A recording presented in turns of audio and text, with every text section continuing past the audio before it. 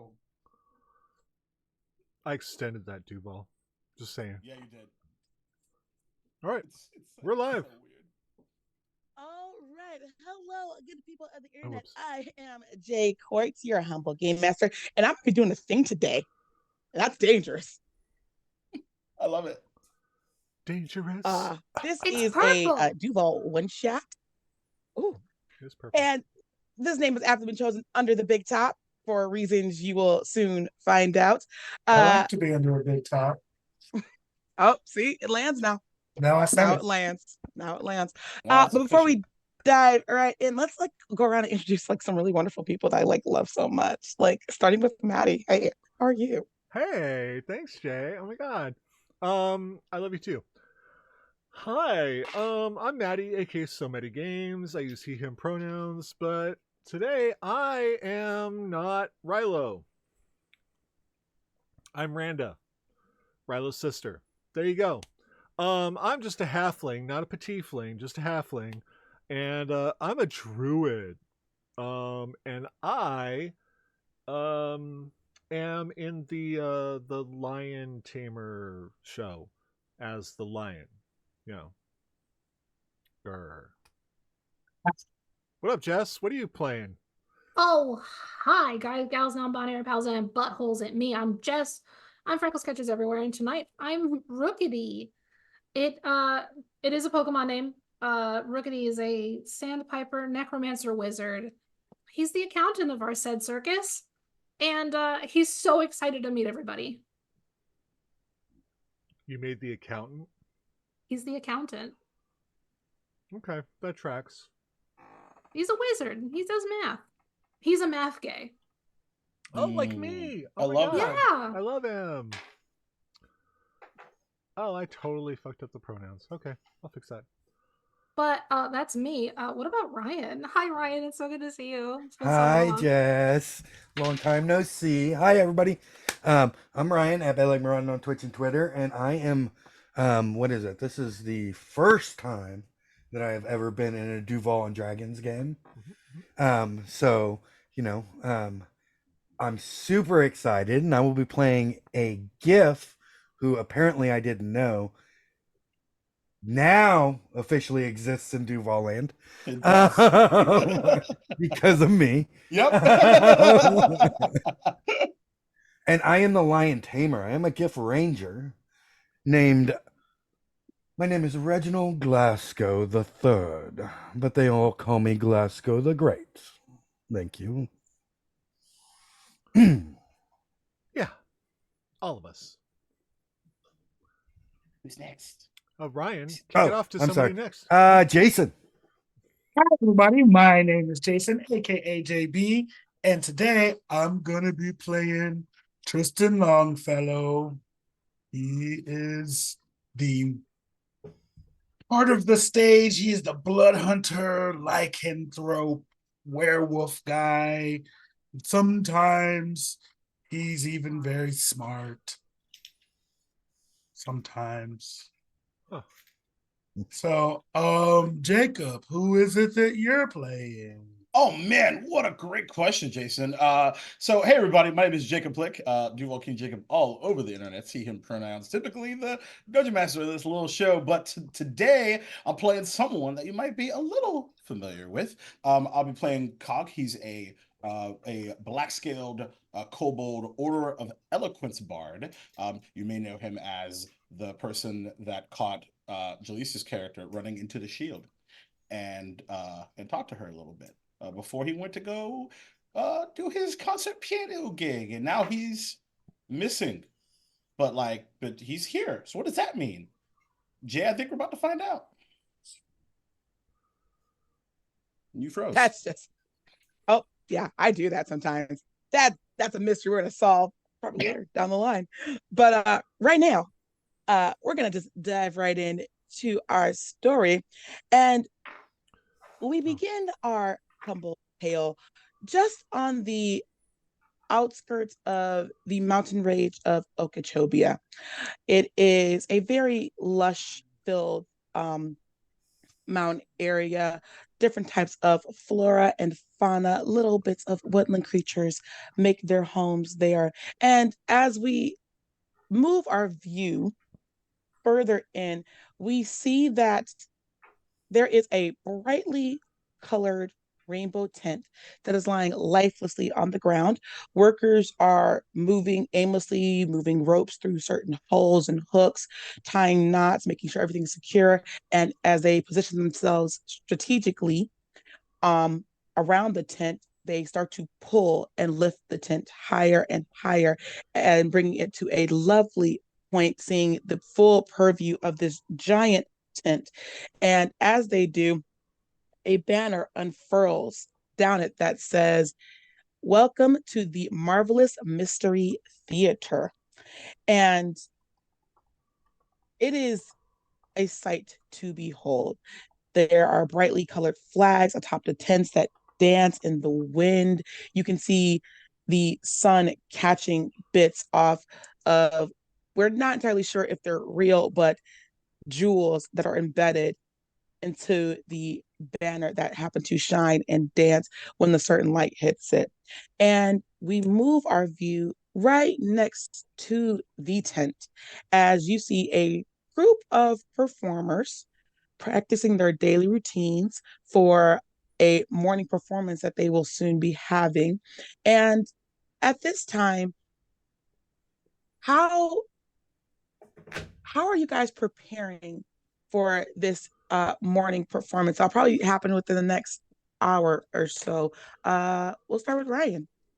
So, if it's gonna start in the next hour or so, I'm a professional. I don't need to prepare that much. Um, I am the star of the show, as everybody knows. Um, and I would probably be taking a stroll, checking on my outfit. My outfit is it's hardened leather, like leather armor, but it's all based in very like explorer style designs. Um, so it's he's got the little pith hat, and that is way too small for his head, and the one monocle, a whip at his side. He's probably checking on the stools, has like 3 stools laid out, and he picks one up and goes, "No, this isn't right." Picks up the next one. "Oh, too heavy," and picks up the third one. "Oh, yes, perfect." And he starts waving it around like, "Ha ha." So as Glasgow the Great kind of gets into his star persona, how are you preparing, Rhonda?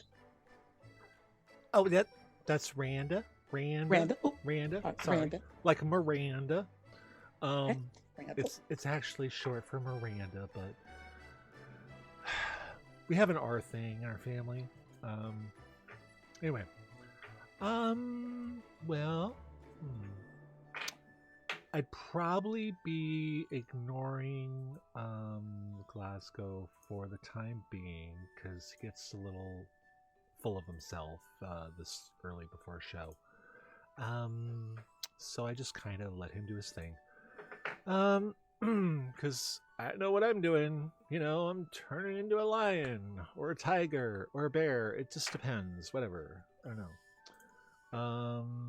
So I'm probably just chilling in a tent right now. And probably centering my chakras and things. Yeah. All right. Very nice.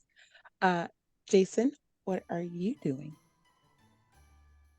Well, I had a long night of drinking the night before, and so I'm just sleeping off a little bit of the hangover. Um, I'm like on a bale of hay that I've just been using as kind of like my bed. I've taken, normally I would go and help them put the tent up, but they got it this time. It's fine. Um, you see, guys, he's like 8 feet tall, dark skin, and he's got like tattoos in white all over his body. You see a couple of hash marks where he's um, uh, what's the word I'm looking for? Marked his kills, and then he's got a couple of hash marks on the other side for other things. But you guys noticed that like there are scars all over his body, all over his upper torso area. They're like hash marks, and he's just like he looks over. Excuse me. He looks over at Glasgow and just kind of rolls his eyes and he's like, he thinks he's the star of the show, but we all know who the real star is. Okay. Uh, Cog, what are you doing? Uh, so Cog is standing his very 2 foot, about 4 inch tall self, full black tuxedo, bow tie, buttoned up, pressed. He's got like almost what would be the outer consistency of like a mohawk of like hair. It's like slicked back, with some substance of some sort, and he's just kind of sitting at a piano, and he's casting prestidigitation and using the notes from the prestidigitation to tune the piano. Very nice. And you can hear like as Cog like fine tunes his sounds, it just kind of like it's melodic. It just wafts through, just kind of filling the air, adding that extra bit of ambiance to our scene. And then Rook, what are you doing, my dear?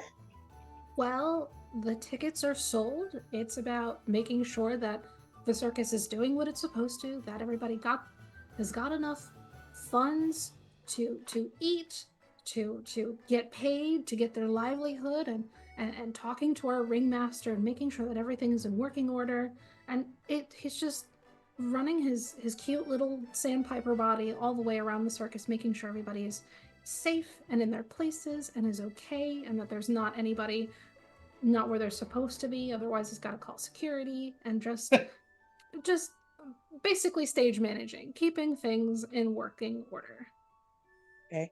And you all, this is not new. Rook is very meticulous in how he wants the show to be run. It's very big on making sure everyone is, where they need to be at all times.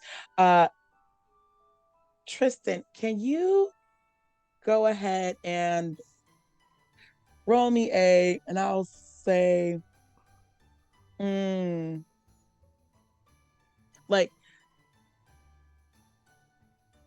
if you're out in the open sleeping, are you trying to hide the fact that you are slacking off? No. No.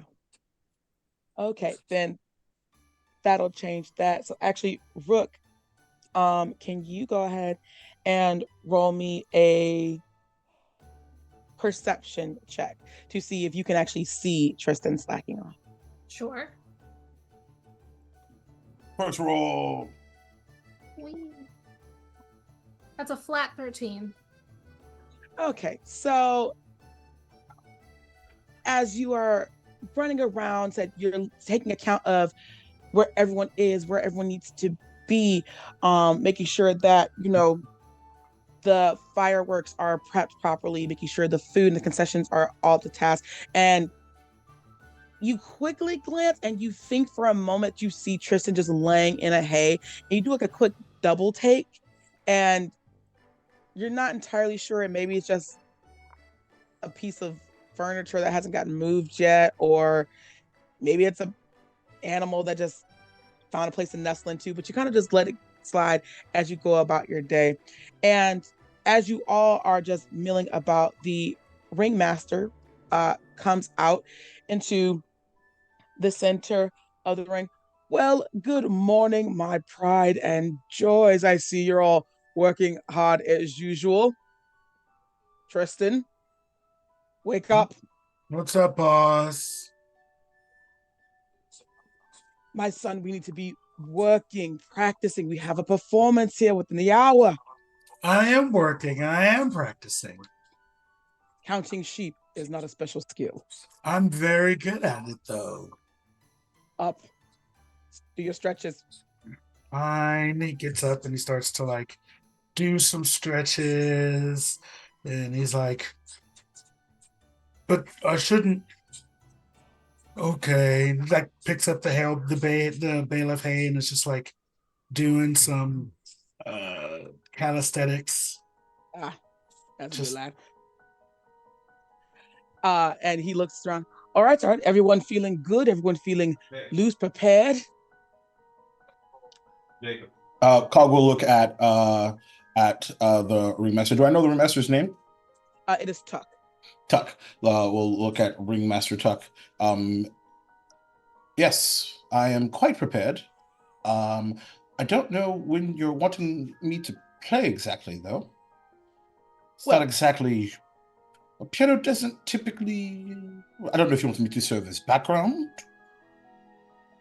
to well, heighten the tension, perhaps. well. I had a bit of a thought.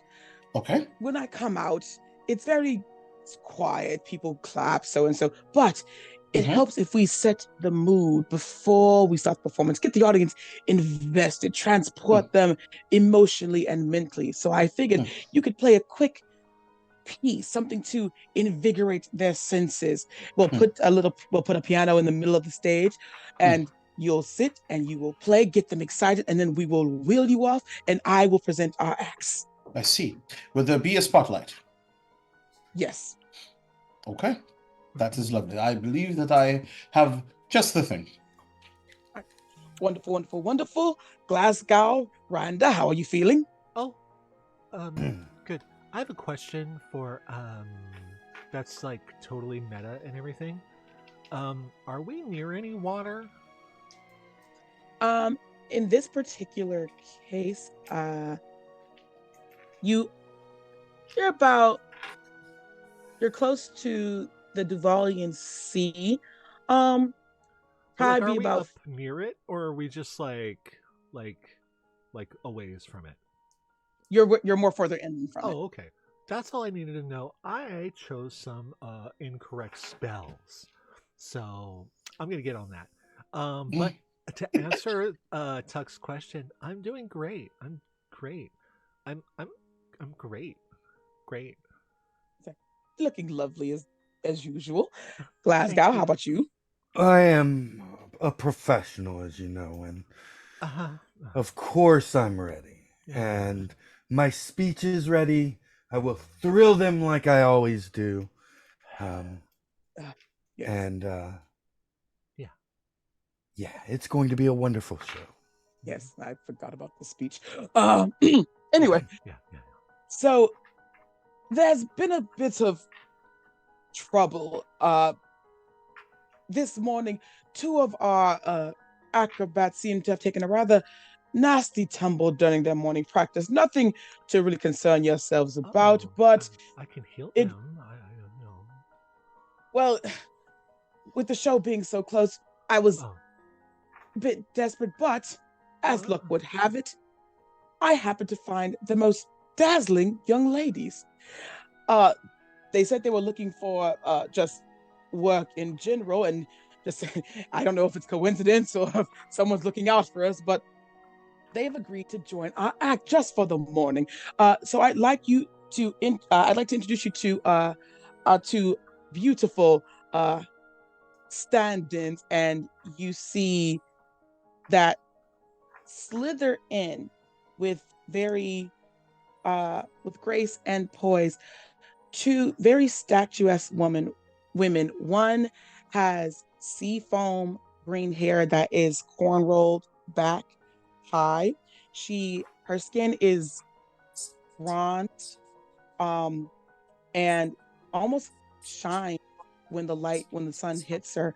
Her eyes are a blood red, and they're very slanted with a nose that kind of is pointed, and she has a very wide, jagged smile on her face as she slithers in. Her body is tattooed with a serpent that comes to the side Oh.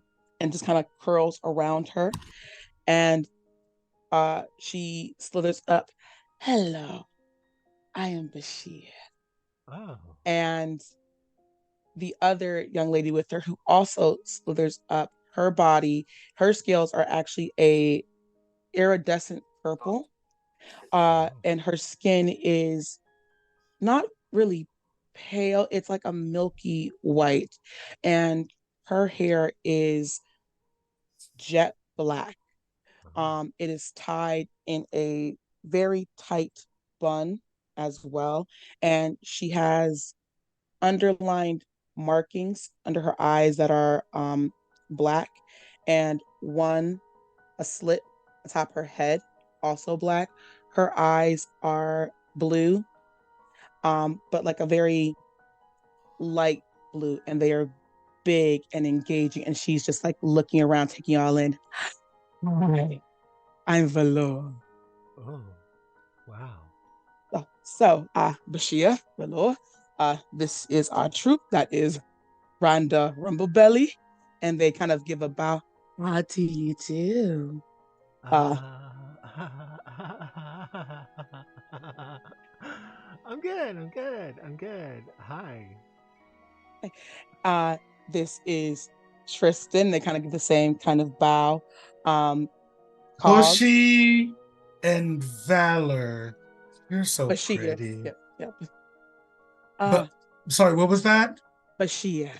Bushy ear. Bushy Ba ear? Bashir. It's nice to meet you. He won't get it. It's okay. And she kind of, and Bashir kind of like pulls her back. It's quite all right. It's a difficult name to pronounce. It really And isn't, but it's okay. You're sweet. and as they're this is Glasgow. The Great. Charmed, I'm sure. And he'll reach out his hand and like kiss their hands, each one of their hands. As you do that, Valor kind of like gets right up in your face with her big eyes. Oh, you're a charmer, aren't you? Might want to wash your hands after that. You don't know where it's been. Whoa.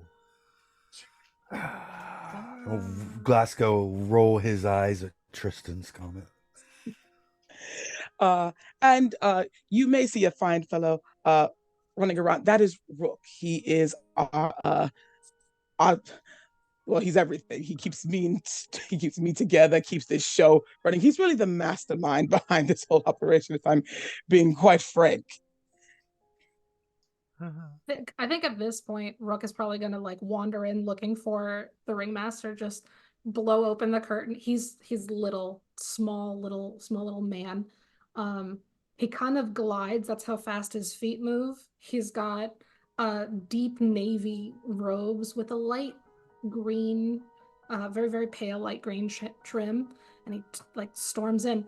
The ringmaster, hi, Yeah. it's so good to see everybody. Okay, everybody's in their places. Fantastic. I got wind that we have a new act. I didn't know that we had time for a new act. Do we charge extra? Do we make sure that we have accommodations for them? And we need to make sure that they have a tent set up, that they have a place to stay, sleep, eat. Are they getting paid? How much are they getting paid? I have no idea what's going on. Rook. Calm yourself, my friend.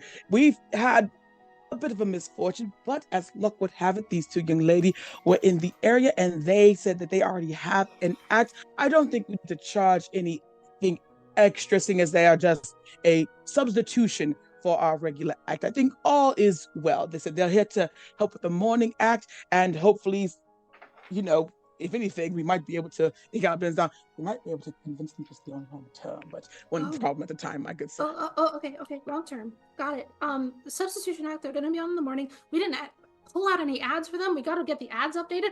I'll be right back. I'm gonna make sure the ads are updated. And he just immediately, not waiting for an answer, just books it out. Very well. Well, What just happened? I don't know. Rook is being Rook. I'll go see to his needs. Please, ladies, make yourselves at home. Theater is your theater. Please feel free to look around if you need anything at all. One of my wonderful performers, I'm sure, can accommodate and help you. And if you need me, I will be right outside. Thank you, ladies. When he kind of grabs that, we cannot thank you enough. And they kind of like give a bow to him again. It is a pleasure. And he takes off behind, calling after Rook. Rook, calm down, calm down. So you are left in the tent with your new friends. As soon as they leave, Tristan is going to put the hay bale back down and go right back to sleep. Glasgow will roll his eyes at Tristan and then go back to practicing his speech in the mirror.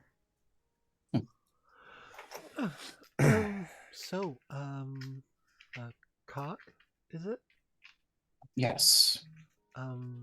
So what do you do? And he'll kind of like, you know, like those long like piano benches. He'll kind of like swing out and around, sort of using the slickness of it around, and you kind of see his like the tails of his tuxedo sort of flap and move around. And he kind of puts his hands on like right above his knees and looks to you. Oh, so you're a piano player? Yes. Oh, nice. Mostly concerts. But this is new. Not I don't believe I've heard of an opening act before a circus, but times as they are, I'll take it. Oh, okay. Well, you know, it's a fun little place, I guess. You know, it pays some bills, and you know, the people aren't too bad. You know, have you been here long?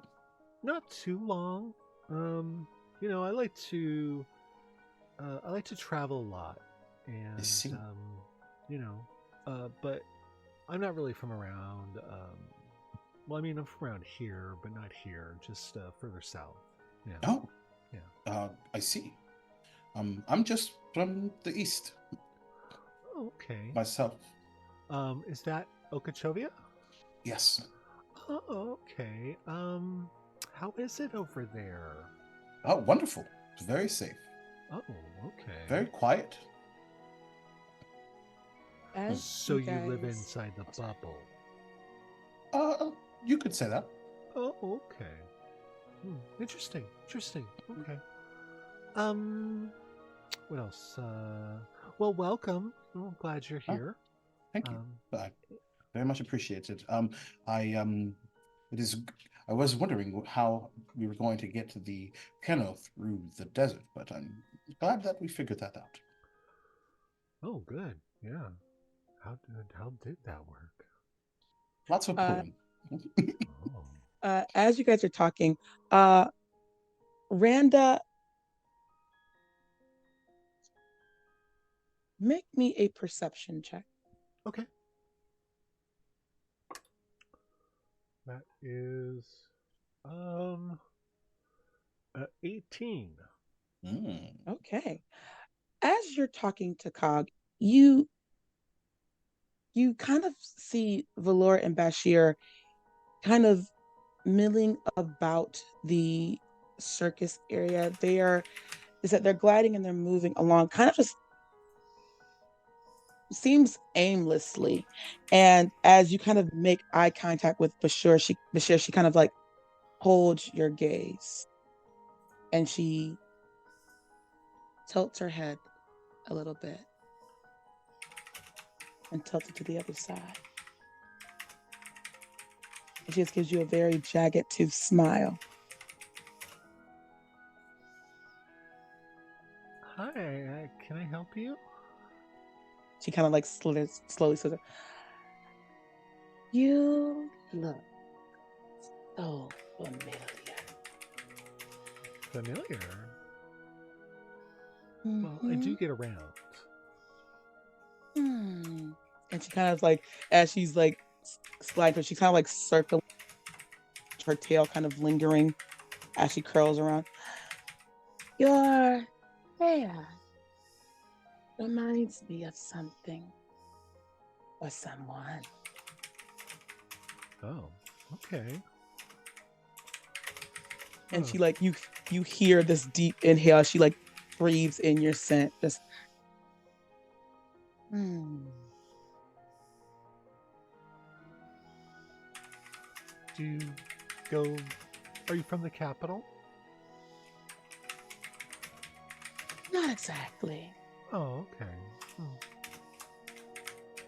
but I've heard wonderful things about it. oh, okay. Um, you don't, you don't work at the prison, right? No, Okay. me and my sister, we're more on the entrepreneurial side of things, working for Oh, ourselves and all. oh, wow, that's really fancy. Mhm. Huh. Oh, a fellow entrepreneur. And she like turns her head, like kind of like, ooh, a self-made man, a kobold, pardon the phrase. This is indeed what I am. So, Hmm, interesting. just as you are a very strange snake human, but I still respect whatever it is you are. Fair? Quite. And she kind of like she has curled herself around you, Randa, and it's almost like when a python starts to squeeze, you can feel the muscle contractions. And it's really just around your legs. Hmm.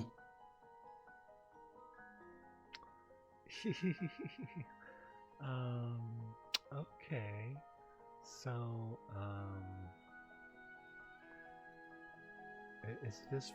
is this what flirting looks like? I don't know. Oh, I'm sorry. I didn't mean to make you uncomfortable. Sometimes I just get carried away. And she uncurls her tail from around you and kind of slides back in front of you. I'm just having the weirdest sense of deja vu. Oh, that's weird. Um, Hmm. okay. Um, well, uh, hmm, I don't know. What do you guys do for an act? Oh, This is a good well. question. And she kind of like slides back a bit. Valor, they'd like to see our acts. And Valor kind of like she's like looking under like bleach stuff. Oh, yes. And she like slithers like real quickly. Oh, are you ready? Yes. And you see they reach into um their backs, and there is actually what you didn't notice, but there was a tiny little like satchel that um that was wrapped around their waist on their backside. They reach back and they pull out um these tiny little tiny little beads, and they they throw them on the ground, and different colored smoke comes up and Oh out, my. and then they start to circle around the smoke, almost like trying to capture it within their bodies. And as they swirl around you, and they move faster and faster, the colors start to swirl together, creating almost like a torrent of colors and smoke. And they part ways, and as they part and come back, you notice that Valor has more beads in her hands, and she starts throwing them in the air, and Bashir throws hers in the air, and they collide and explode, and a burst of color drops down creating like I said, different rainbow clouds, and they move so fast. It's like they're creating their own fireworks show, essentially. Oh. And between the colors and just the movement of their bodies, they kind of create like this aerial ground performance. And it's you watch them and you just become like mesmerized. Like your body starts moving with them as they move. And so they finally um throw up multicolored beads and they just pop all over and then they bow. Wow. Cog plays like a little ditty, like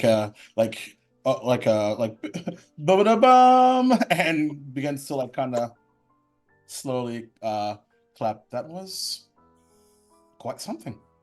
Uh-huh. Yes, just things that we used to do as little girls.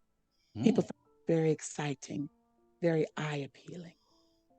Have you considered perhaps putting music to it? And like you see Valora's eyes get bigger than they are. Goes, yeah. Yes, I know.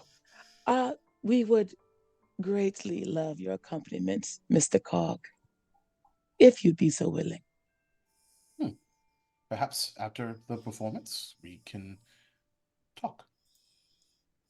Very good.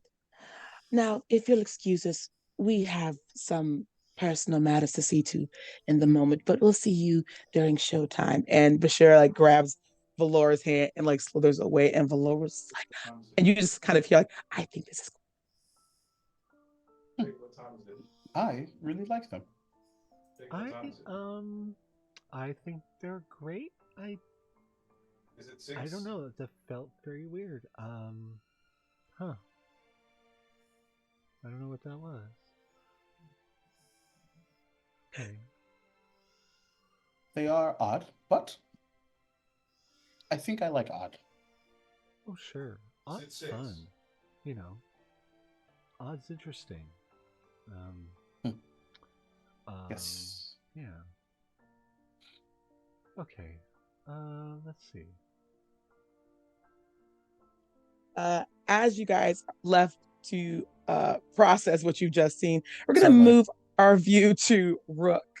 Um, Rook, what are you doing? Ringmaster Tech has followed out behind you, and what is Rook doing right now? You've probably got about 30 minutes till showtime at this point.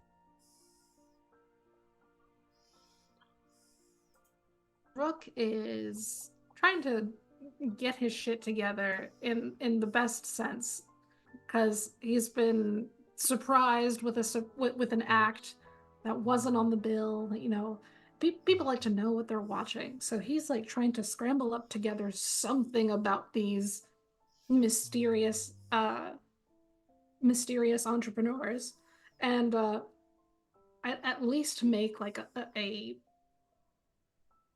side announcement or something like that, that you know something is happening, so that people aren't are not surprised by it. But at the same time, like, so a little bit of him is like, some people like a surprise. A circus is all about surprises. Like, it's just speaking out loud while writing in this ledger, pretty much, um, about what the possibilities are, because he's only got maybe 10 minutes to do this before he has to get it to whoever's doing the announcements for all of the performers.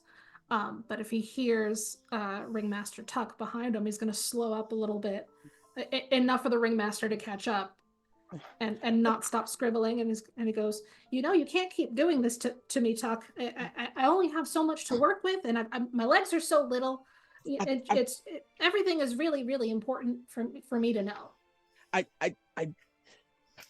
oh, I'm not the young man I once was. That midsection has definitely slowed me down. And Tuck is a very portly man. He definitely, you see the stomach before you see him.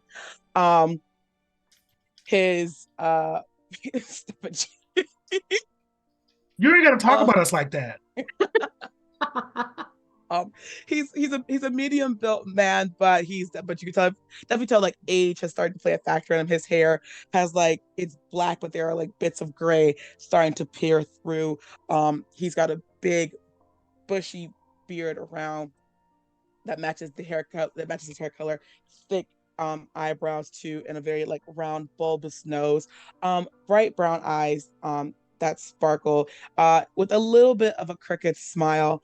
And he just sorry, just oh, look, I know how much you don't like change, but this is the life of a theater performer. Things happen. We must improvise, adapt, and overcome. Now, I will admit the young ladies are a bit different than what we've had in mind, but I think it'll be a good different. Let's face it, friend. We're a little bit stuck, in my opinion. Well, yeah, we've been a little bit stuck, but we've gotten out of stuck. We can get out of stuck. If you think this will be good for the circus, I mean, all in all, I'm just making sure your books are clean. Of course. I mean, look, this theater, it's my life's work. And I don't want it to fall by the wayside because we're afraid to take chances and take risk.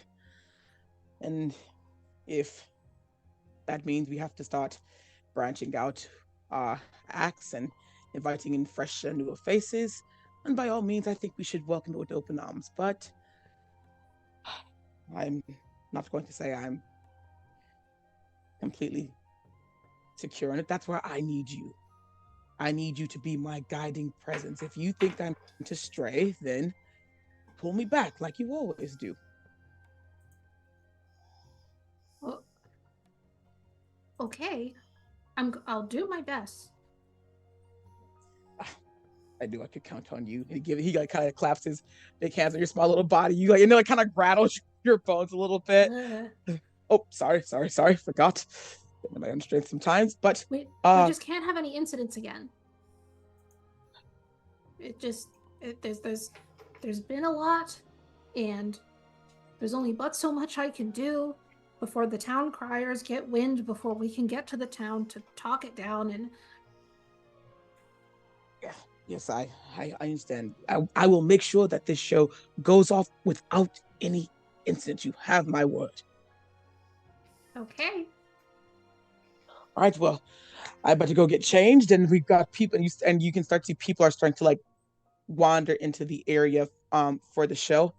All right, well, let's go out there and just do our best. Okay. And Rook is gonna look at his watch, even though he's never had to look at his watch a day before in his life, and just look back up at Tuck and go, okay, we've got places in 15 now. I'm missing. I need 5 minutes. 5 minutes. Places in 15, and she starts shouting it, running around the circus. Yeah, and as the cry of 15 goes out, you see said workers moving about. You start to see you start to smell the concessions of candy and popcorn. Um, Candied apples are being made. Everyone's starting to get into their positions and set up their specific areas. Little mini games are seen on the outskirts, trying to get people to come and play ring tosses, test of strength. And you start to see a crowd come in. And we're going to fast forward into the performance. And Cog, what is Cog's attire for this performance? So I think he's wearing right now. Big ass concert tux. All right.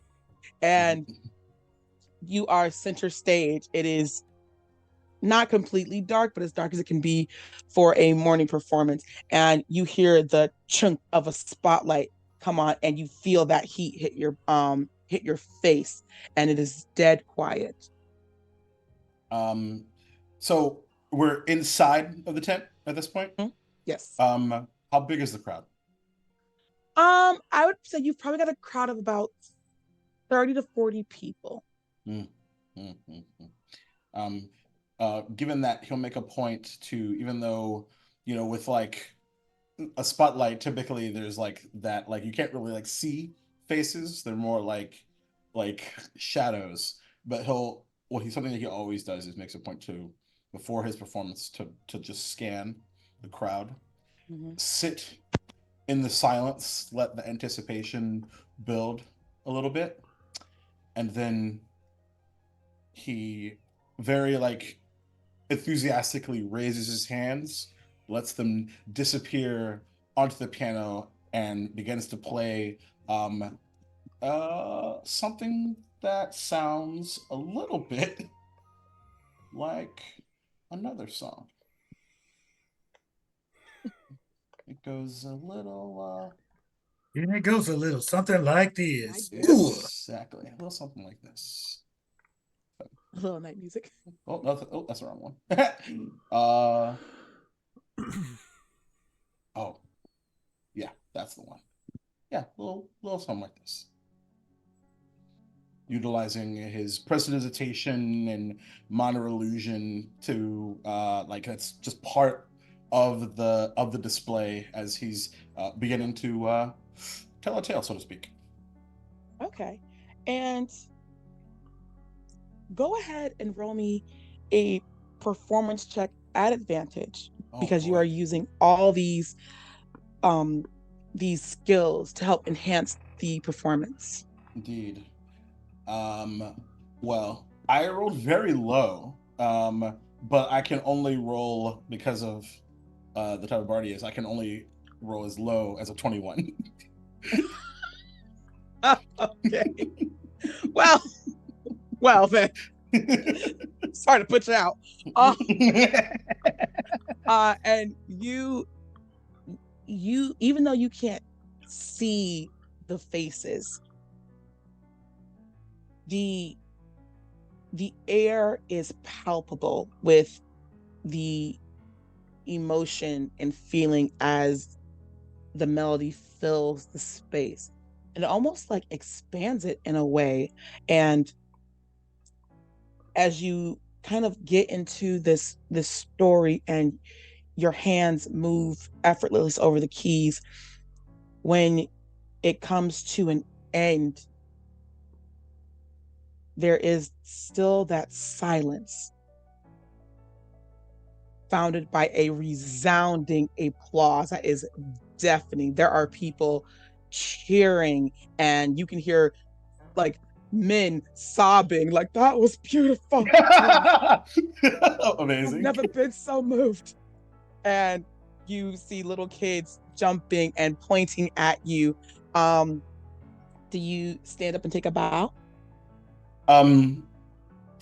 There is no like outward emotion on his face, with the exception of a twinkling of pride in his eyes, and then he slicks back his hair, stands up, and takes a very full Broadway style bow. Very nice. And as you bow, the cheers like seem to almost get louder in intensity. And you come back up, and the spotlight clunks back down, and you see two workers come and push your piano off stage, and Tuck uh walks in and kind of like claps on his foot. Well done, my boy. See, I told you, get them involved. He just nod with a bit of a very small sort of grin, and nods and begins to walk off stage. And as Tuck kind of positions himself in the center, the thunk of the spotlight comes back on, and what we see is a big black top hat, um, black hair tied into a ponytail. His beard is combed and slicked. He is wearing a almost too tight ringmaster's outfit that is traditional in the red and gold embroidered style. His pants are a pale white that are embroidered on the sides in um different bedazzled jewels. Some are missing in some areas as this has outfit has had a lot of wear and tear, and it goes down into his black uh black boots with a golden buckle to the side. Ladies and gentlemen, let's hear it one more time for our Cobalt Concerto, Mr. Cog. And the audience claps and gives marvelous praise. Now that we have your full and undivided attention, welcome to the marvelous Mystery Theater. Here we are going to astound your mind, engage your senses, and take you on a journey of wonder and mystery that I'm sure you will be talking about for days to come. Our next act is the marvelous Titan Tristan. And Tristan, what does your entrance look like? So I come in and I am wearing a pair of very tight black pants. They are like you can see all of my religion in these pants. They have crystals on the side of them, and he comes out and he's like just doing the like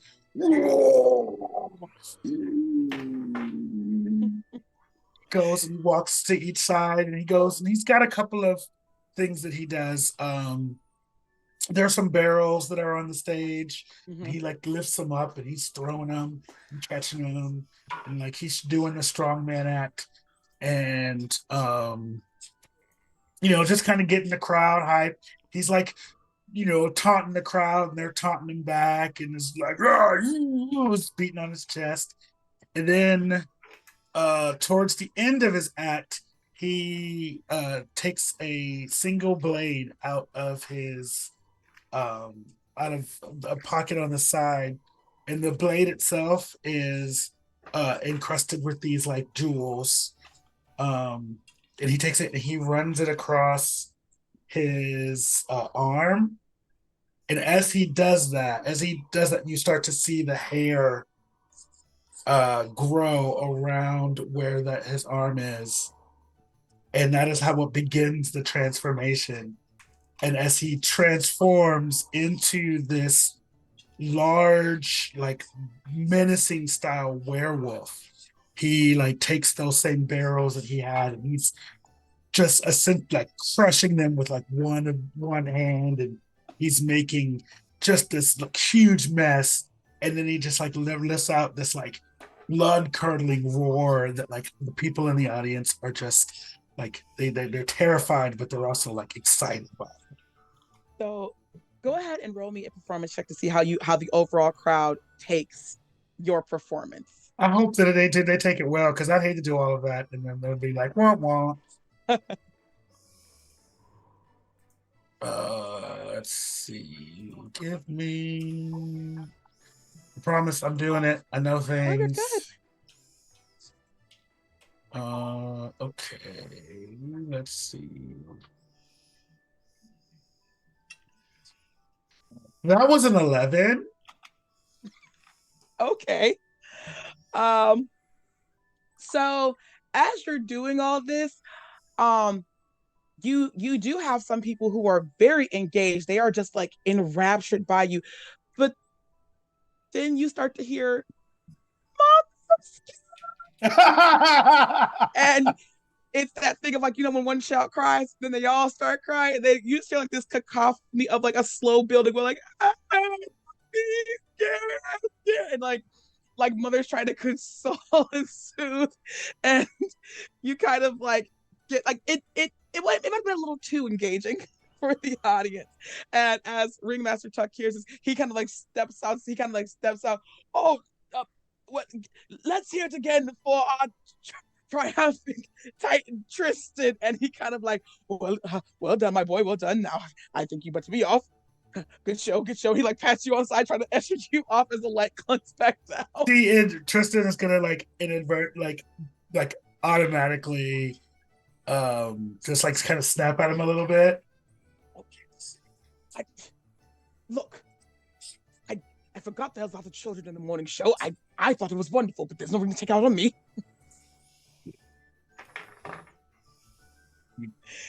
He ambles his way back, and he just kind of sits and pouts for a little bit.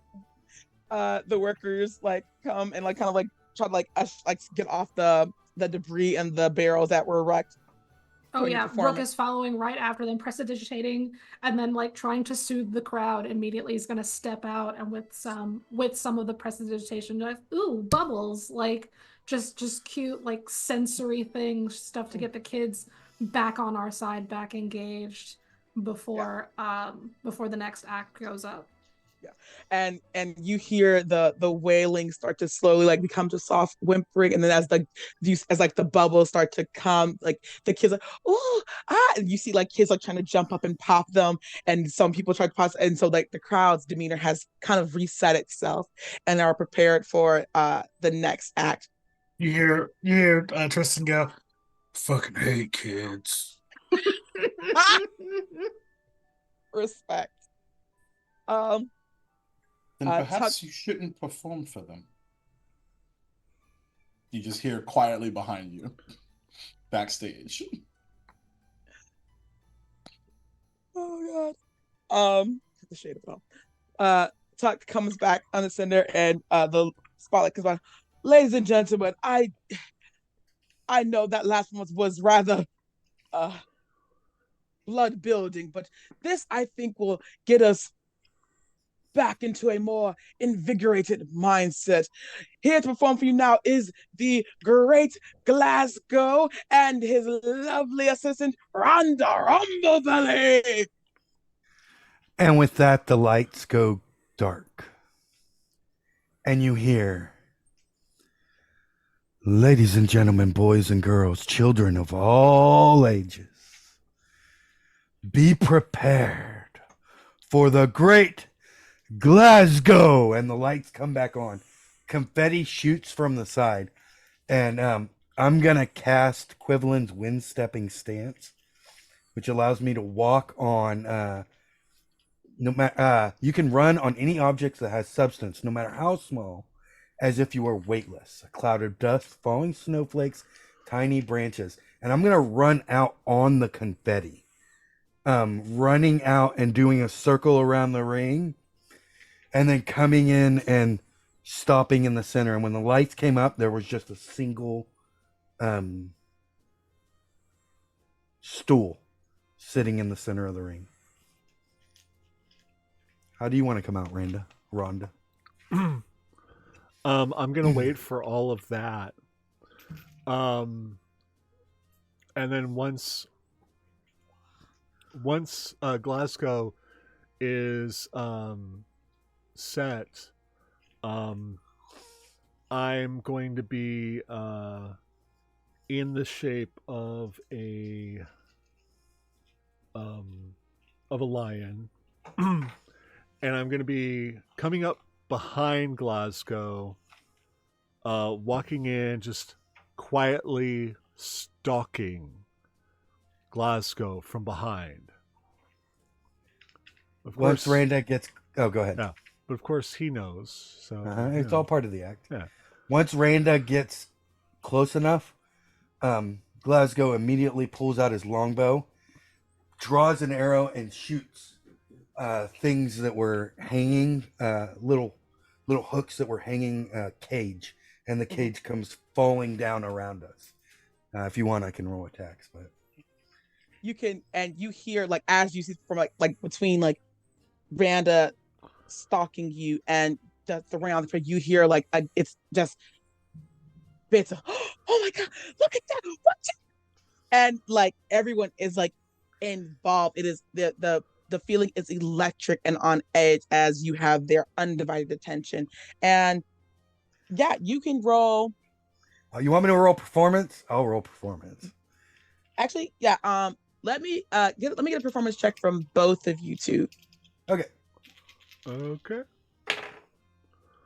Oh, good. And you know what? You can roll with advantage because you have the crowd's attention. I don't need it. I rolled a natural 20, so I rolled a Nice. natural 1, but then with advantage, I got an 18, which is a total of 23. I got Nice. 22. Nice. And you two, I said, this is old hat. You guys have done this a million times. You are polished and clean, and your execution is bar none. And as you move throughout this act, you can just hear the and the gas and like the look, and they are Once the eating this up. once the cage falls, I think Rhonda would pounce at me, Mhm. and I'm gonna scoop up the stool with one hand and just come around and like place the seat against my chest, and the legs hit Rhonda just at a range of her paws as she and it's just like a perfect dance of me whipping around, pulling out my whip and whipping, and it's a very short performance, I think, because my spell only lasts for a minute. But I continue to use like anything, dust, kicking up dust and running on the little specks of dust, Mhm. or the confetti if it's still floating down, or even if some of Rook's um, bubbles float into the ring, he'll run on those to stay out of Rhonda's range. It's a very elaborate game of cat and mouse that has been done time and time again. And what is y'all's big finale? How do you finish this? Um, well, I'd say that it'd probably be my thought was that when his spell ends, like he kind of falls a bit from like some of the dust or whatnot that he's running on, and it trips him up, and he falls down to the ground in a prone position, and it gives me like this opportunity to like jump at him. But as I jump at him, I transform back into my halfling body and pounce on him, and he stands up and he lifts me up on his hand, and I stand there like, and then we bow. Hand is good, but I have a massive head for you to stand on. Okay, that too. I am a hippopotamus person. Yeah, that works. I mean, So we'll stand up, and then so I'll be up on top, and we'll just like, and then we'll do a little, yeah. Very nice. And as you conclude your performance, the audience erupts in in applause and cheering. People are throwing popcorn lovingly, of course, because they don't have flowers, but they're like they are just enraptured by you guys and just like giving you all the love. And the spotlight comes back down, and you guys like dismount and walk off. Tuck as goes, Glasgow passes Tristan in the backstage area, he's not going to look at Tristan, but he's going to say, "Now that's how a professional does it," and keeps walking. And just before the lights drop, I do a fog cloud around us to just kind of, as a finale, and then Turn on the fog machine. and you guys as you are passing Tuck, the Mexican center, he just big toothy ground his face. Now that is what I like to see, and just like gives you like that just a supportive pat on the back. Randa, he like gently like gives you one, and he's just like he's beaming from ear to ear off of that. And then the lights come back on. Now that was a performance, am I right? And the crowd just agrees with him. It's thunderous applause. And then he kind of brings it down a little bit as he goes to introduce Bashir and Valor. Ladies and gentlemen, this next act is a bit of a new bit for us. We've never had an act like this, one that is beautiful yet exotic in a way, one that will almost hypnotize you and cast you under a spell. Introducing Bashir and Valor, and the lights go down, and Cog Are you accompanying them, or are you letting them? They no, he is he's still backstage. They didn't necessarily ask him to join Mhm. them. So he wouldn't assume. Yeah. And so they slither out, and before, um, they didn't really have a whole lot on their bodies, but now you see as the lights come on, they are in a I call them jingle bras, but they are in like brightly colored bikinis, the top piece, and they have jingle shawls around their waist. So when they move, you hear the jingling of these bells. And it's kind of like how they did before.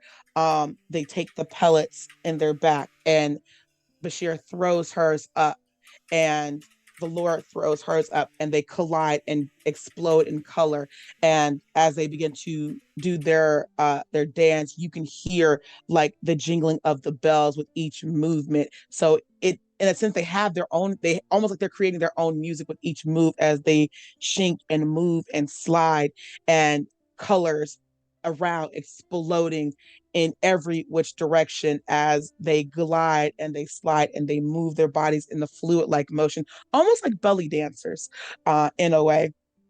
And with their big finale, they throw up their colored pellets, and they all explode in just giant colors.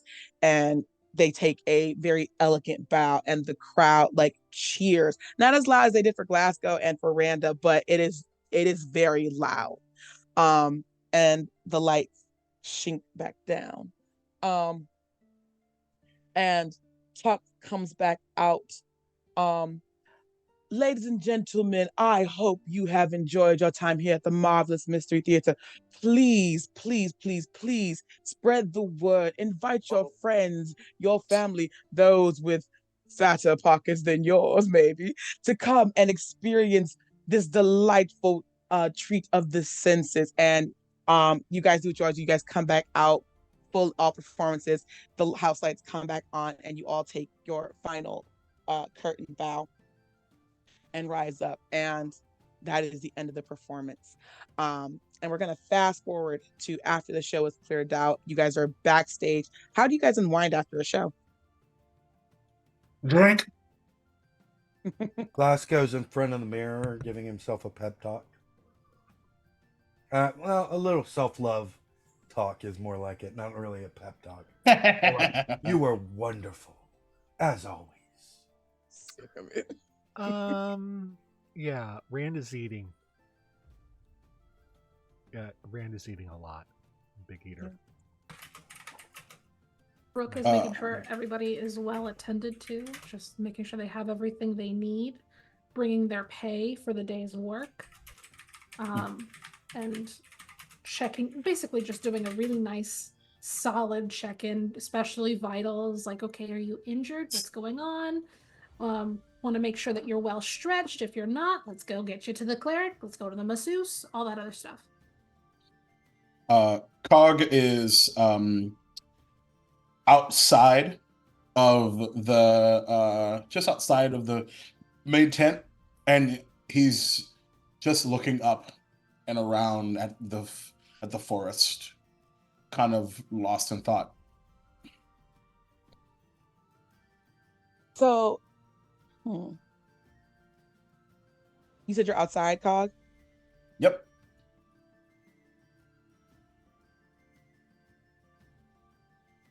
Roll me. Roll me your perception check. Okay. Ooh. Let's see. Yeah, I think that's gonna work. 10. All right, yeah, no, you are so enthralled by the forest. It is so damn beautiful. Yep. You're just looking. And as you're looking up, you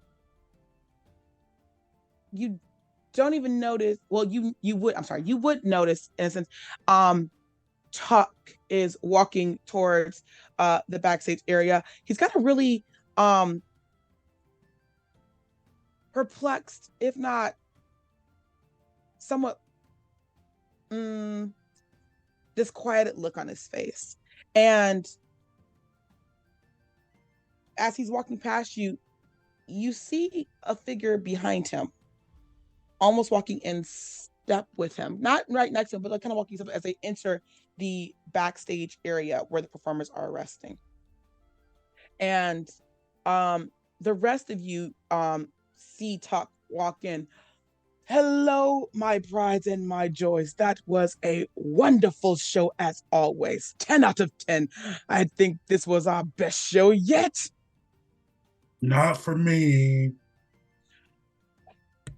We'll workshop it, my dear boy. Said we've all had our days where the crowd really couldn't get into it, but we were able to put smiles on people's faces, and that is the important part.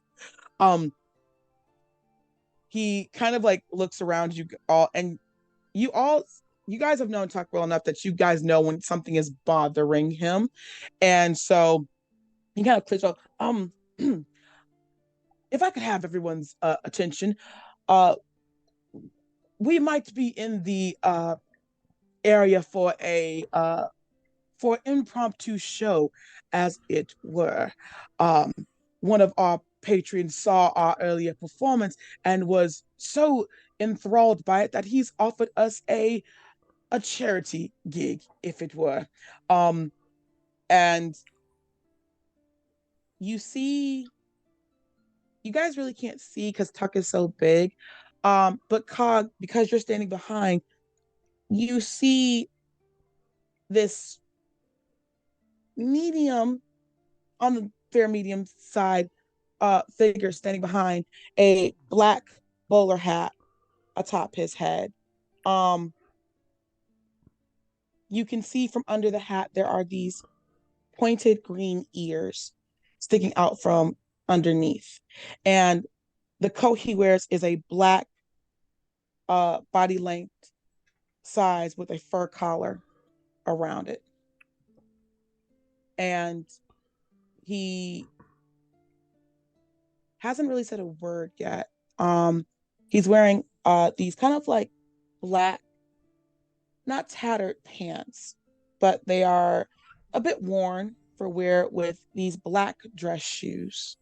And Tuck steps aside. I did forget your name, so pardon me. And as Tuck kind of steps aside, you guys see what looks to be a goblin male with a cigar in his mouth, and he takes a big inhale as the embers of the cigar light, and he blows out. Quite all right, good sir. The name is Bradshaw. And I think that's a good place to take a break. Yeah, it is. Yeah, it is. Oh my god. I hate this. I'm so proud of you right now. Let's go. I don't like it. I don't like it. Oh, I boys. don't, I don't go here anymore. This is a delicious slow burn. I knew it was going to be some bullshit. I knew it. Unsubscribe. Thank you. No, don't actually unsubscribe from the channel, but I'm unsubscribing from this game. You should subscribe to the channel. Too late, you're in it. But Control Alt Delete this motherfucker. Well, you did that already. Error 404, Rook no longer found. Peace. If you think your job was hard before, just wait. Oh boy. It's fine. It's fine. This means absolutely nothing. Not at all. Sure, okay, well, we'll be back for this bullshit. We might not be back. Fuck this. I think it might be out. We'll see. Just like turn off the all game. Of you. Turn off the game. Bye. Reset. Turn off the game.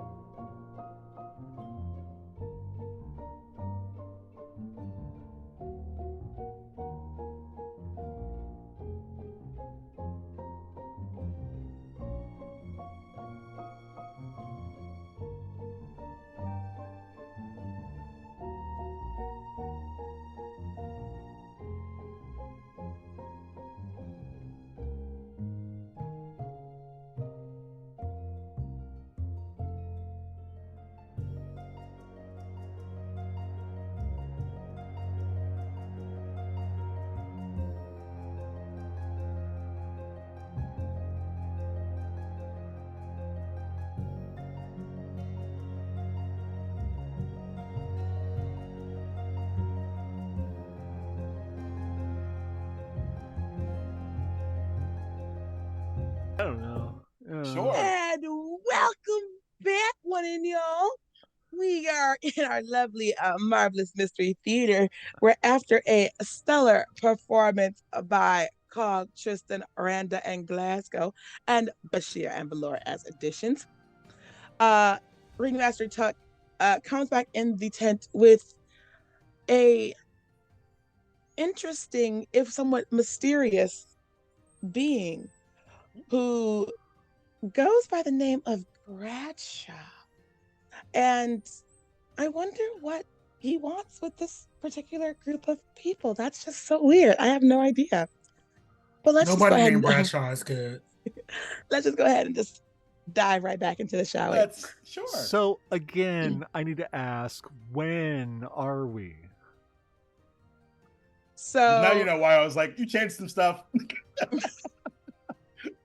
So this would be in tandem, I would say, of the peacekeepers. They are in town. They are around Okay. the area. Oh, okay. And a certain deadline has been given Oh, okay. to the peacekeepers. Oh, wow. This is And interesting. yeah. Okay.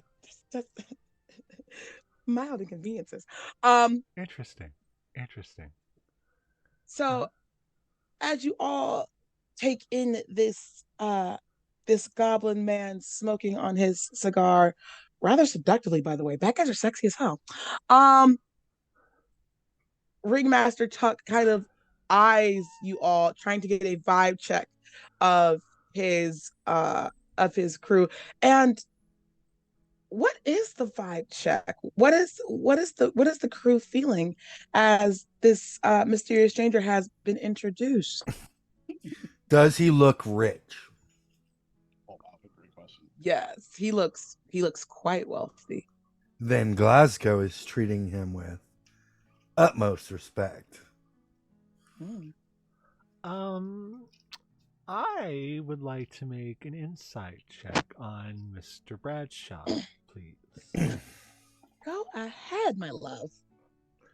Because I am very wisdomous, unlike my brother. Fair. Yeah, that would be a 24. Oh, yeah.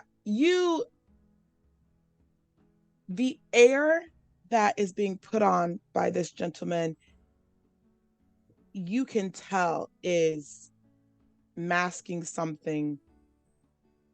You don't know if it's sinister. You don't even know if it's sinister, but you know it is not on the level. It's like that. It's that instinct of like red flags, danger, Will Robertson. And I'd like to also, while doing this, look at the two newcomers and see how they are reacting to Bradshaw.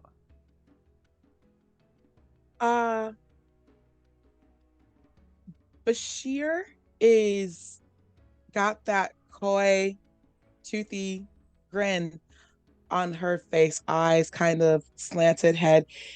There's, as even if they're standing tall, it is very much like that giving of respect. Valor is like a kid in a candy store. She is giddy, big-eyed, and you really can't tell if that's just how she always is, because she has been very energetic since you've met her. But when she does kind of see Bradshaw, she kind of tries to like contain herself until like she kind of like shimmies, and she's still wearing her bikini, so she shimmies, she's like jingling too. Oh, okay, duly noted. Huh. Tristan, what about you? Tristan is kind of has this glass-eyed look on his face because he doesn't really understand what's going on. There are new people, so he's just like, what is happening? What's going on? What are we doing? Can I have my beer? And as you're asking this out loud, Tuck is kind of giving you a look like, yes, my dear boy, go ahead, enjoy your libations. He picks up a barrel and just starts drinking. Bradshaw kind of clocks your strength. Interesting. Cog, what's your vibe check?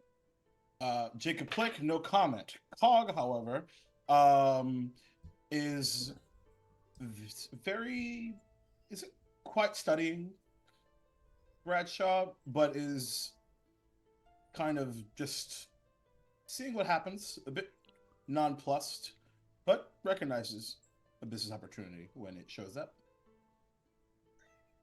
And Rook, what's your vibe check? Can't hear you, Jess.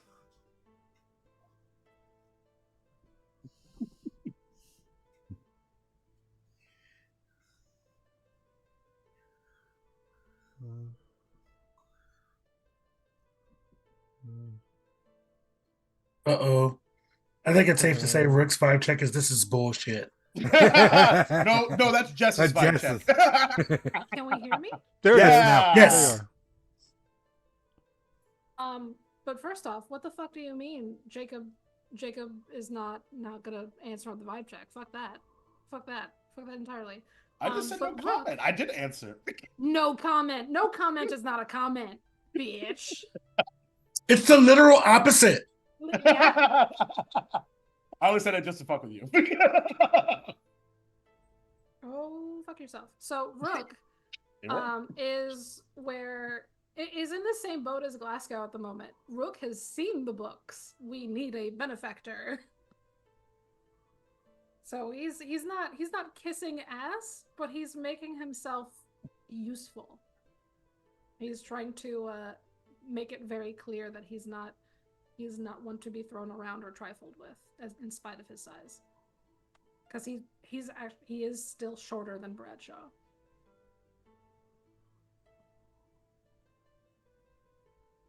You're muted. Oh, look at me doing the thing. So as the air is thick with this kind of this intensity, it's gotten tense and heavy as the silence kind of becomes uncomfortably awkward. Ringmaster Tuck clears his throat. Well, I'll let our esteemed guest give his proposal, and we will decide as a troop how we feel about said proposal. Mr. Bradshaw, you have the floor. And Bradshaw takes like another puff of his cigar, flicks the ashes. It smells nice. Thank you, it's important. He steps forward, and his footsteps on this earth is just echoing. Like there shouldn't be any sound, but they're just like you can feel the footsteps. He kind of like centers himself, looks around. Interesting indeed. And his eyes kind of land on Bashir and Valor, and they just kind of said still that very giddy, girly energy, just kind of like their grins get like wider. Well, as your ringmaster has said, I've taken it upon myself to do a bit of a impromptu performance, charity performance, as I stated.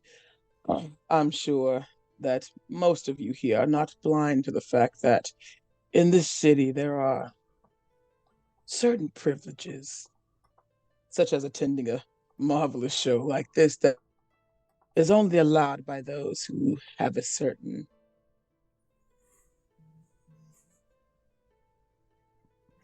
everyone. Ooh, you broke up a bunch there, Marvelous Jay. show that you all put on. Oh, sorry, what was that? You broke up right in the middle of his monologue. Sorry.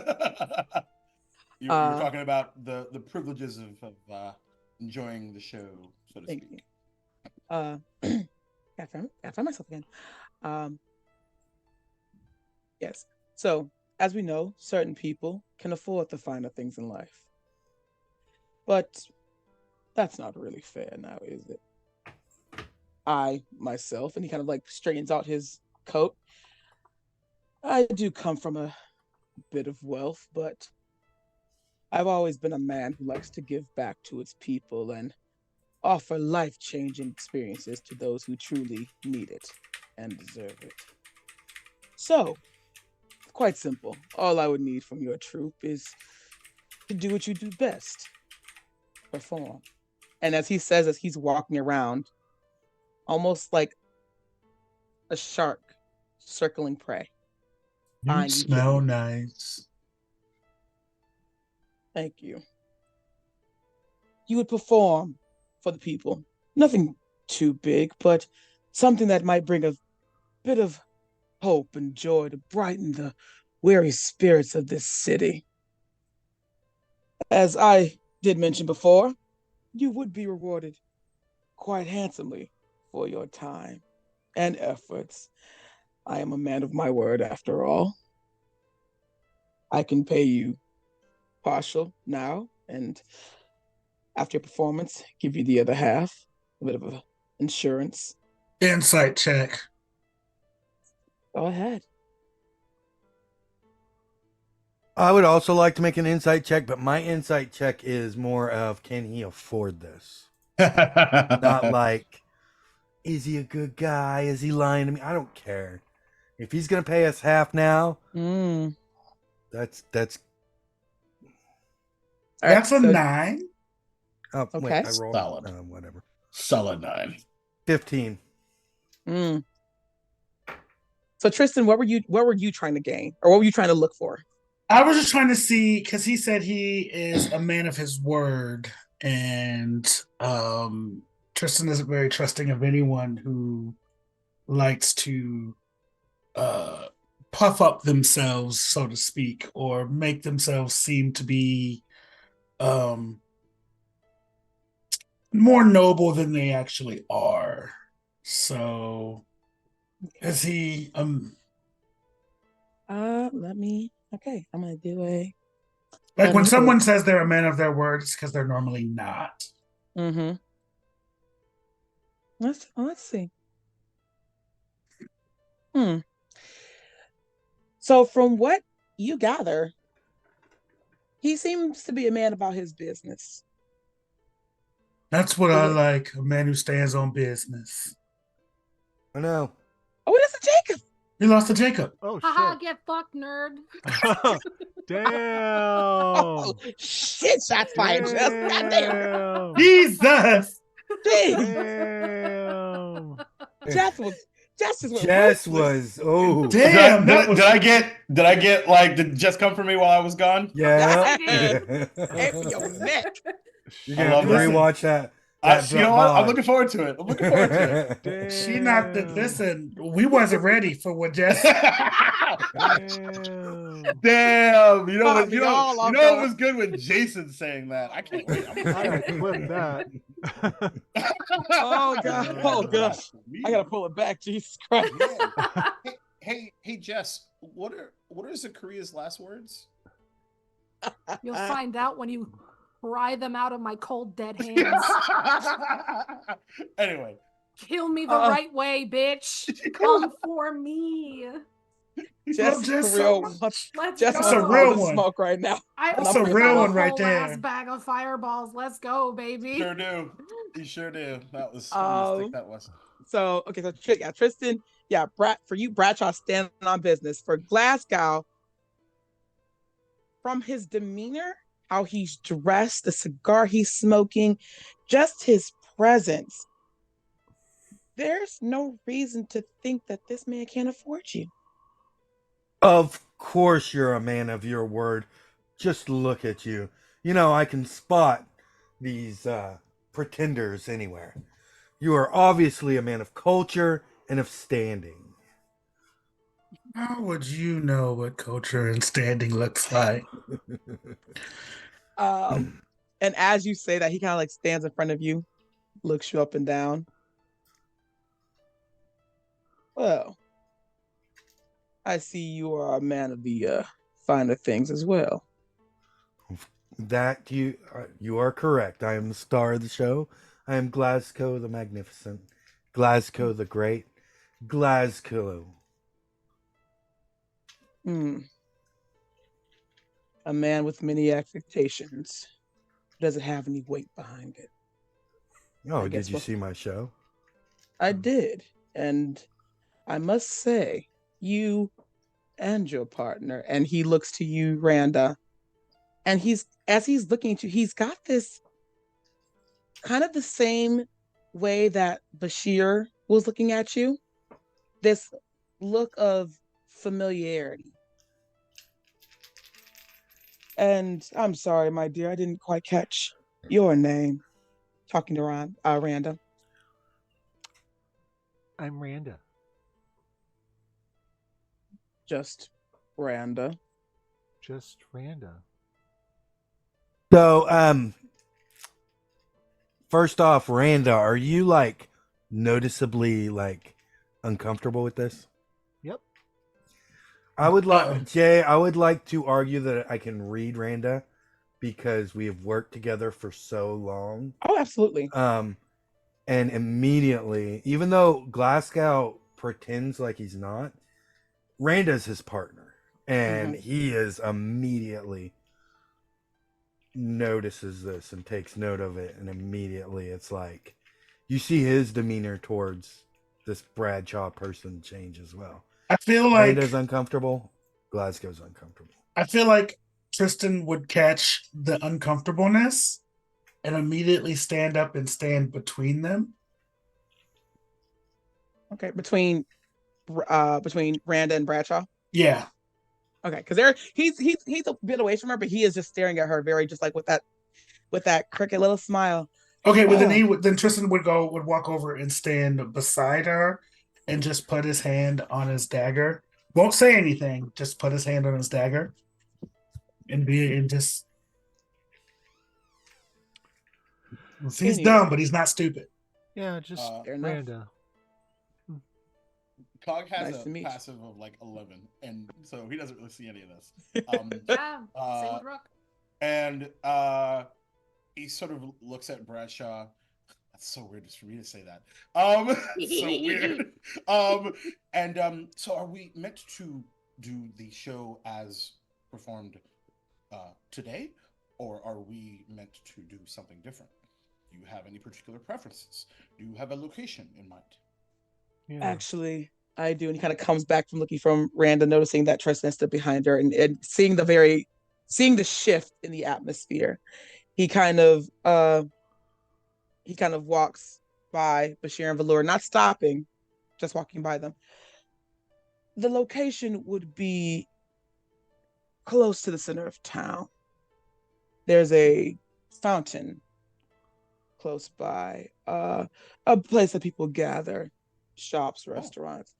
I think it'd be quite ideal, very open, very public. We'd want everyone to see your marvelous talents. And said this is for everyone, the rich and the poor. Okay. Do we have security?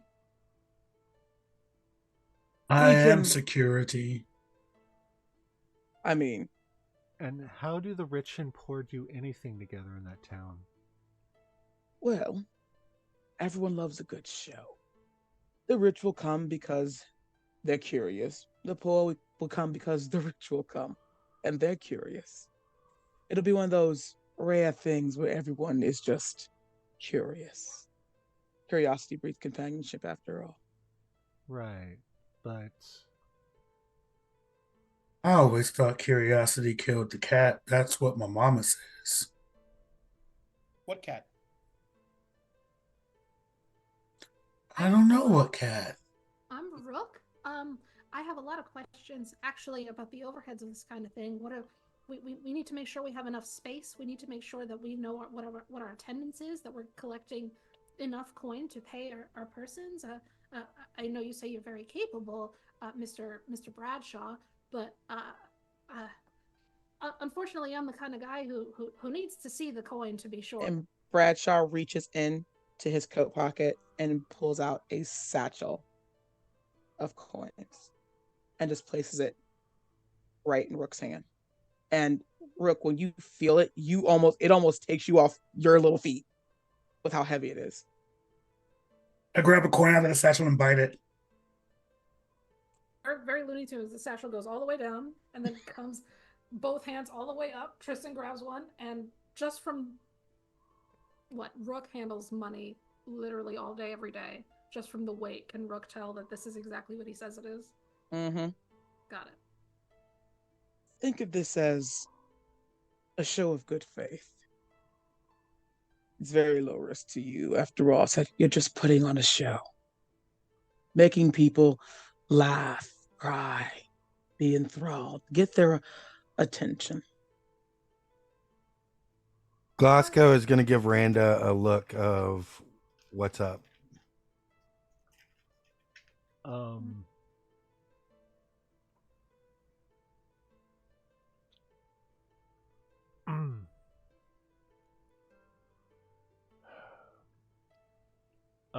Randa will walk over and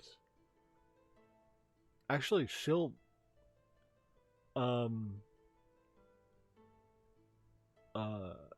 will climb up Glasgow's back. Kind of. Damn it, you beat me to it. I was Hold totally on, gonna do like that. piggyback style, and just kind of like up to his little ear there. It's like, he's not telling us everything. There's something up. I don't trust him. I don't trust him at all.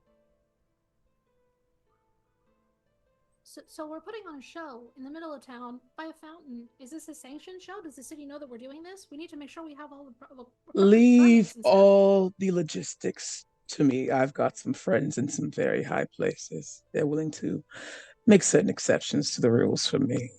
All you have to do is show up. Glasgow would like to cast Primeval Awareness. I expend a 1 Ranger spell slot.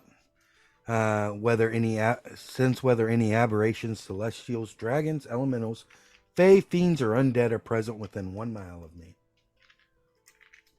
Ryan is my Okay. new best friend. What's that? Ryan is my new best friend for that. And if Incredible this is the grasslands, which is my favorite terrain, then it's within 6 miles. Okay. So you're checking to see if Basically, is this guy an aberration, celestial, dragon, elemental, fae, fiend, or undead?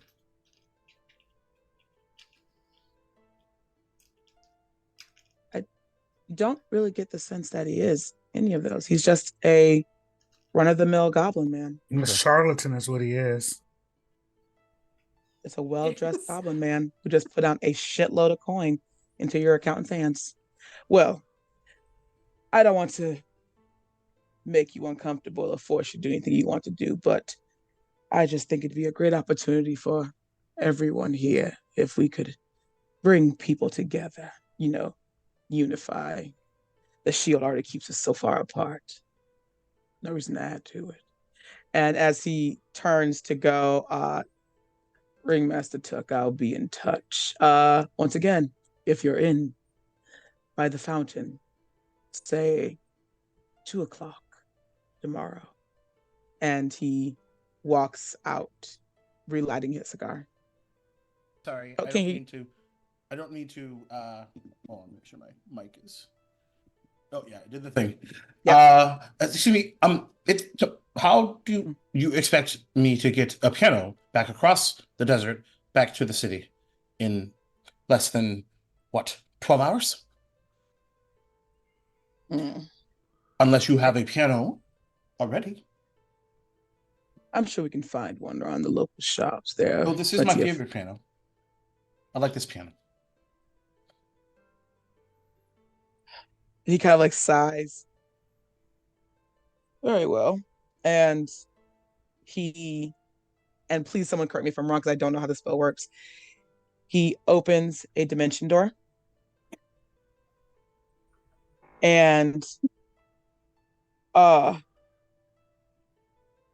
Master Took, if you'd be so kind, can I borrow some of your helpers to help me move this piano to its desired location? Why not? I go over and I pick up the piano. Oh, thank you. And I say, and I okay. just walk. Yeah, you walk right through the dimension door. And has Tristan ever been through a dimension door before? Nope. Okay. Make a Constitution saving throw for me.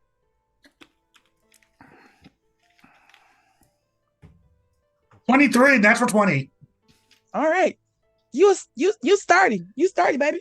You are smooth. You are walking the piano through, and what seems like it's literally with like a heartbeat of a second. When from the time you take this piano, pick it up, walk it through, you feel your body and your insides kind of like squirm and shift a little bit before you are standing in the middle of the town near a fountain. Ah, what devilry is this? It's simple spell. And you look around as you see people who just watched you come through, like, and no one moves towards you. Everyone kind of stops and is frozen as you have this piano. And I said, you see the fountain that Bradshaw was talking about. It's like not so much a fountain, but it's like a little water pool that sits.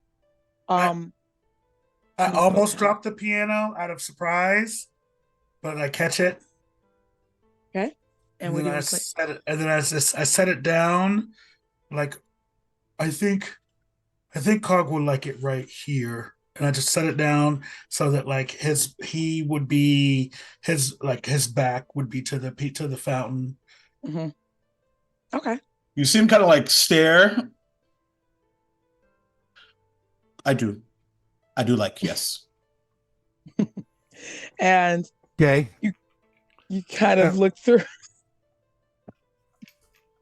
While this is going on and everybody's distracted, I'm Oh gonna shit. mention to Randa to release Leo. And Randa, you know that Leo is in a pouch in my belt. Okay. And Leo is my little gerbil animal companion. Oh boy. Yeah. So, and I'm going to tell. Got a little space hamster day. Yeah. Got my little space hamster. Playing a ranger. Playing Love a that. ranger. I see the No resemblance. Richard Gere around here. Oh. Hey. And you don't talk about Boo like that. No. Right. And then I'm just going to whisper to Leo, stay with him, follow him towards Bradshaw. Okay. And I want Leo to crawl into like just an area around him. That, like if he has a bag or something, he just wants to sneak along with him. Okay. So you release Leo and just tell him to tail just to kind of like sneak into Bradshaw's. Because I know that Randa, like, I can't talk to it. Like, it understands me, but I can't understand it. But I know Randa can turn into a hamster or a gerbil and talk to it and get the information that I need. Well, So, I can also cast speak with animals. So yeah, you could also do that. Now remember, he's got a coat on, so so the coat's got pockets. Yeah, I want it in a pocket. Okay. I want it in a pocket. All right. You want me to roll stealth Yes. for my gerbil? That is a natural 20. okay. Jesus Christ. Baby. The joke that wow. came to me. So you give Leo their instructions, and they, as everyone said, is in trance. Bradshaw's like looking through the short. Leo like kind of scurries himself up behind Bradshaw and kind of like tries to attach himself to the back of his coat. Just trying to be as nimble as possible until he can kind of work himself into a pocket. And you see his little bushy butt like disappear inside the pocket. And you're praying that Brett doesn't shove his fucking hands inside of it. So once Tristan puts the piano down, he's gonna start walking in the direction of where the tent is. Oh, you could just walk back through the dimension door. It hasn't closed yet. He doesn't know that you can walk back through the dimension door. He's Like not we're all smart. like looking at like so it's like everyone's like looking at you do this and like they're seeing you walk like you know you could walk back through this. Oh, okay. He turns around and he starts walking back through the dimension door. Bright young man. And as you walk back, it closes. Well, now, are there any more requests to be made? Satisfied. Thank you. Very good. Well then, I look forward to seeing you all tomorrow, 2:00. Okay. And he walks away. Ringmaster kind of like sidesteps him and walks. Uh, allow me to walk you out. And he kind of like turns and looks you guys back with the like, oh shit look, like motherfucker, money. Like that's a lot. And you see them walk out the tent. Yeah, a full couple minutes comes back by, and Took returns, just beads of sweat running down his face. Oh, that was. Oh, that was. Okay, all right. Pardon my French. What the fuck? I look. He came to me after the show. He said that he was astounded by what he saw. He'd never seen such marvelous acts before. He said that he was, a bit of a philanthropist, trying to find a way to bring the people together to, make everyone feel. I know we're hard up, but we need like, I'm not used to not. And you see like Rook hesitate to say that he's not used to not being in control, but he's like, I'm not used to not knowing all of the facts here. We don't know what permits he's got, how he got the permits. We don't want to put ourselves in this place's bad graces by performing here for this guy. We don't know what the climate is, what our clientele is gonna be. Like he said, rich and poor. How I know he's got the money for a performance, but if we're allying with him, what's this gonna do for a reputation? Reputation's everything. And I'm very curious through all this this exchange here. I'm watching Bashir and Velour. They are. Like I was like their reactions to him leaving and then everything afterwards. I'm just like keeping a very close eye on them and how they're reacting to things. Make me a perception check. Okay. That is 18. For Bashir, this goes on with it. It's almost like she's a little turned on. Okay. If you know when someone's engines have started running. Sure. And she's been very stoic, but you can see like her breath has kind of like it's heavy, and her body is tight. Her tail has like coiled itself together. Like she could like lock and load at any time, and that smile just has not stopped. You don't think her mouth you think it might split her mouth open if she keeps grunting as much. So that's on Bashir's side. Velour, she's also she's excited. She's like shaking. She's so excited. And she's like grabbing onto Bashir, and she's like, she can't jump up and down, but she's like doing this and like shaking Bashir, and she's just so excited, like it's happening. And like Bashir kind of like snatches her a little bit like down, like inside voice, dear. If you excuse us, I think we're going to turn in for the evening. And she like still grabs like interlocking like Velour's hands. They just like slide away out of the tent and head off out into the open area. What is everybody else doing? As they leave, I'm gonna turn back to Glasgow. I think they're in on it. There are questions that Jason has that Tristan wouldn't have, and it's driving me crazy. Do you have a way to keep an eye on them? I mean, yeah, actually, but okay. Well, what I'm gonna do is, let's have this thing. Yep. So I can expend one of my wild shapes to create a wild companion. Basically casting Find Familiar. And so I will we're cats today, so we'll go with a cat, you know. And I will make a little cat. This cat will be a tortoiseshell tabby.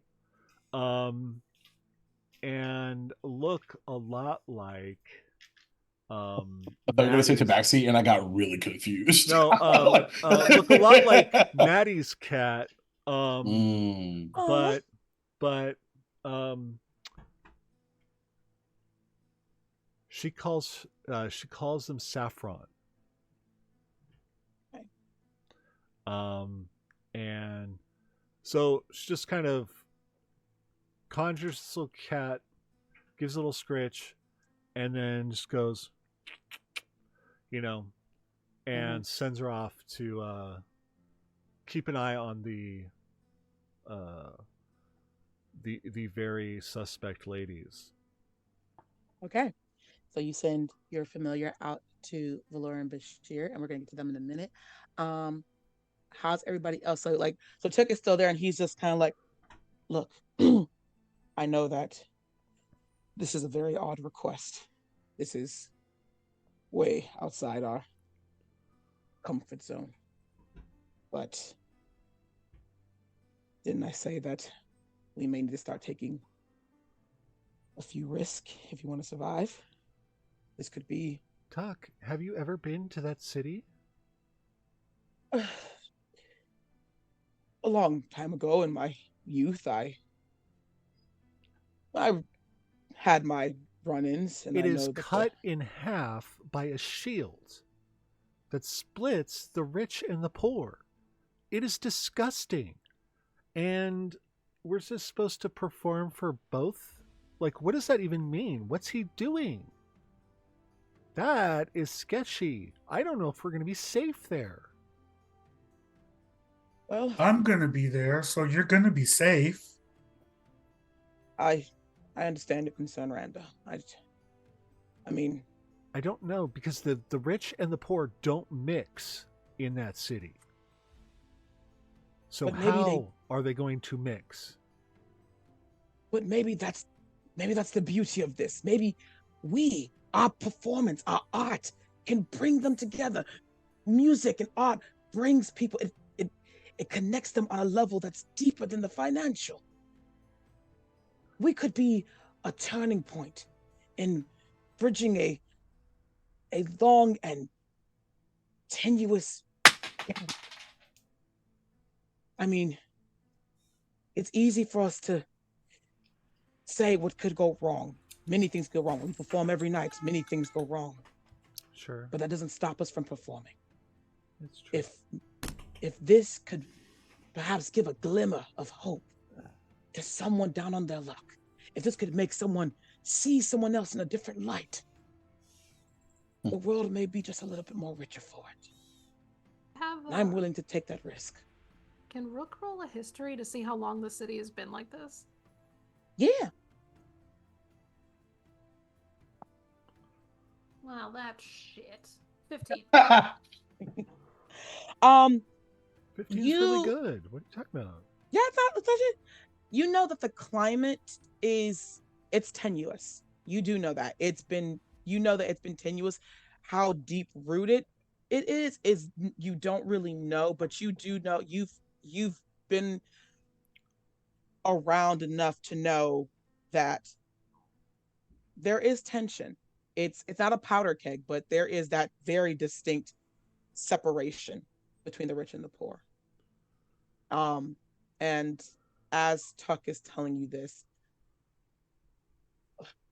I can't make you do anything you don't want to do. I never have, and I don't intend to start. I would just like you all to think about the opportunity that we might have here. He's paid us partial. And what do you think, Rook? Is it solid? I broke my tooth on one. Yeah, the coin is solid. That's not the question here. We at least know we can put his money where his mouth is, but it all kind of it's a question of morality at this point, isn't it? Is it? If Randa is, yeah, if Randa is saying the city is divisive, I don't know a whole lot about. I didn't know that it was divisive, and I live there currently. But Cog, you live in the rich area. You're Yeah. separated from the poor. You never see them. Oh, I didn't know that. Yeah, honey. A lot of us who live in Lobra but aren't,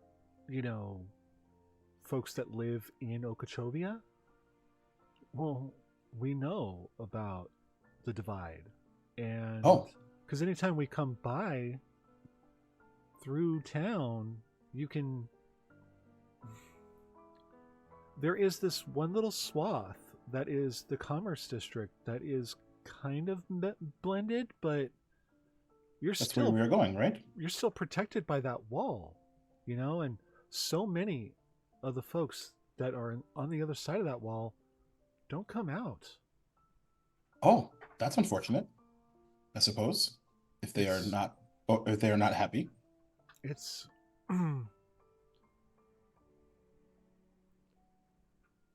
it's a divide, and it keeps the poor down. It keeps the rich up. And that's bad? Yeah, honey, it is. Oh, I see. We want prosperity for everyone. Everyone deserves prosperity. If this is going to be a show for everyone, that's great, and I would love to be a part of that. Though I just don't know how that's going to work. And when that wall is also guarded by armed guards, Oh, I don't understand how that city's going to blend to watch our show without there being, I don't know, a riot or something. but we have been paid and we have security. So, shouldn't it be fine? It should, hopefully, if there's enough security. Yeah.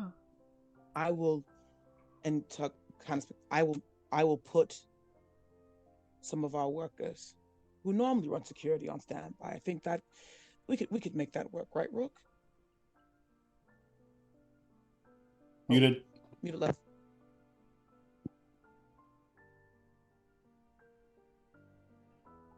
I don't know why it keeps doing this. Oh. Can you all hear me now? Yeah. Yep. Sweet. Yeah, well, of course we can make that work. That's not the question here. The question is what performing there is going to do for our reputation.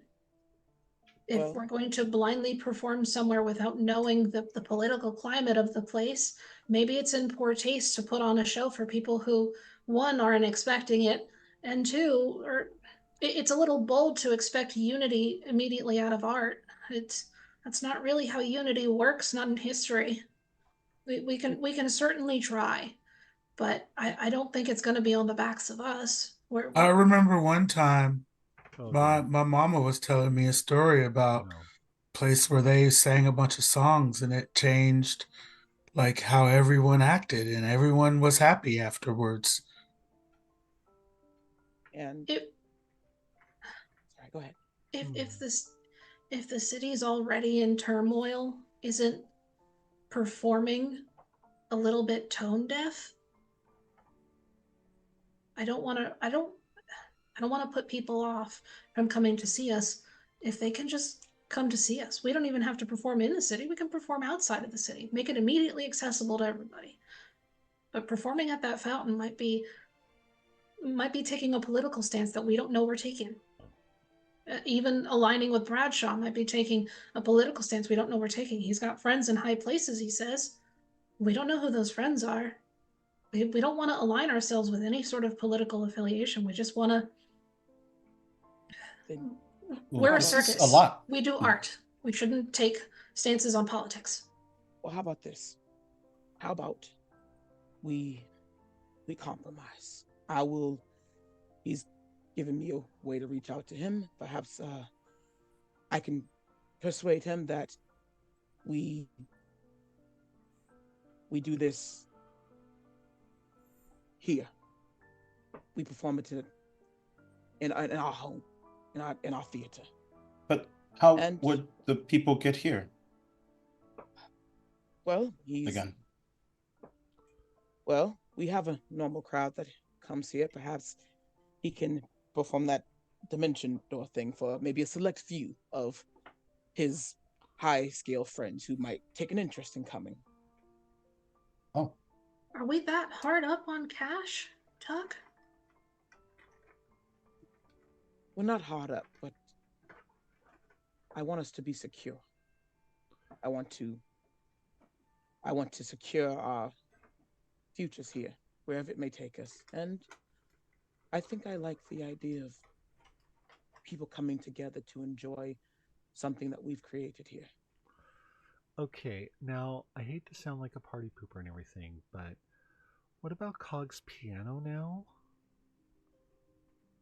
I was going to say, it feels like we are already contractually obligated to perform, and also my piano. Yeah. I just frankly we didn't sign any contracts. We made no agreements. But we do have this money. We can give it back. Tomorrow. This is tomorrow, right? Tomorrow there's the Yes. performance, correct? Yeah. Yes. We have a whole night to think on it. Yes. Let's see what we know. I don't want to think all night. And tomorrow morning, if we don't want to do it, we can return the money. We'll think for you. But we might find information out over the night. By the way, Leo knows to come back in the morning once he finds out what's going on. I'm a bit confused on what there is to think about. But if you all want to do thinking, that is, I suppose, okay. We'll sleep on it. Yes. I don't want to. I'm sorry. I didn't mean to drop all this on you. It just seemed like an opportunity that fell into our laps. But you all rest, relax, unwind, and we will meet early in the morning before in our usual practice time, and we'll make a final decision. If we all agree that this is not something we want to be part of, we will simply tell Mr. Bradshaw that we appreciate his request, but we are going to decline his offer. And if we decide to, then we do it on our terms, in our home. And we believe. Oh, sorry, I didn't mean to interrupt. Keep going. Oh, and we'll work around it. Sound like a plan? Yeah. I believe that I will go. I'll go if Cog goes. I want to go to the bar anyway. I do not require thinking. Okay. Well, all right. Plus, have my piano. We'll talk in the morning. You want to go to the bar with me, Cog? We are in the middle of the woods, Tristan. Is there a bar somewhere here in the woods? You can go find a bar. I always know where a bar is. In the woods? How about we focus on the bar tomorrow? It seems like Mr. Cog has already made up his mind, and Tristan seems to be down. Well, Rhonda, Glasgow, we'll talk about this in the morning. You all get some sleep. You've worked hard today. And he kind of like dusts his hands on his pants, and he gets and stands up and turns and heads out. He kind of like stops. Tristan, Yeah. Do you enjoy mocktails? Is there alcohol in them? No. Then no. Would you prefer a mocktail with alcohol in it, also known as a cocktail? Yeah. Okay, I can make you one. Just one? If you would prefer a second, I could make a second. Just two? I, if you would prefer a third, I could certainly do that as well. Just three? I'm getting concerned. Uh, Oh, uh, he's a big guy. He can drink a lot. Oh, sure. Okay. Yeah. Well then, as much as you would like, but I will not overserve you, for that is um I've never been overserved. okay. Yet. Uh, and and he kind of leans into his coat, and you see there's like a flash of like blue light, and he fans out this cocktail shaker, a set of what looks to be some sort of brown liquid, and a couple of red and purple liquids, and he begins to make you a drink. we're gonna so as Cog is making a drink, we're gonna kind of not end on that night. We're gonna kind of like that move through this night. You all go back to your quarters. Because like you guys have tents that are Yeah. popped up or outside and around. And we're gonna fast forward to the next day. It is a little it's a little overcasty. There's a bit of a coolness in the air. Um as uh as as you all kind of get back up and meet um in your practice area with Tuck kind of already there waiting. Oh, good morning, good morning. I hope you all had a well rested sleep. Um, yes. My arms are very tired. I made Tristan 35 cocktails. Oh dear. Um well It is was it a light night. Sure. well I I hope you're don't know feeling that I would all right. describe that as that, but okay. Did Leo return? Yes, he did. Um he looks a little he looks a little not worse for wear, but homeboy's been through he's had a night. And so I'll his so cast bits of speak his with fur. animals um and talk to Leo. And as you speak with him, he basically conveys that um being inside Brashaw's pocket, he didn't really see a whole lot, but he heard quite a bit of conversations that didn't make sense. He heard that he met with a group um known as the Peacekeepers. Okay. Some kind of time frame had been worked out. There was talk of um the disparity in the city, and there's some kind of scheme to bring down a shield. um Oh. he also had a few other meetings with some individuals once again he could not see, but they were speaking of basically like Bradshaw holding out on his end of the bargain to bring this person to the head of a table, to put them in the mix of things, to give them a seat uh, on the council, as it were, air quote around that. um a Oh. lot of bits and pieces of conversation that couldn't really be discerned. He did at one point get a little smushed in the pocket Oh. when Brad Shaw like threw his coat, and he was so that's why he got like he's a little roughed up. But other than that, that's pretty much what he's got for you. Huh. When you tell me that, Glasgow goes, were there peanuts in his pocket again? And like you see, like Leo get this kind of like little bashful look on his face. Come on, little man. Wow. And he just kind of like crawl. He like kind of like scurries back into your, and like you feel him like nuzzle back into it. I also the night before, because the Find Oh, yes, Familiar cat. only lasts for a Mhm. couple hours. Mhm. So Saffron would have only been able to like watch Bashir and Valor for a couple hours and then come back and kind of let me know what was going on. What was her report? So following them, it was kind of very mild. She followed them for a while, and they were talking um more like Bashir was trying to talk, Valora was kind of like screeching.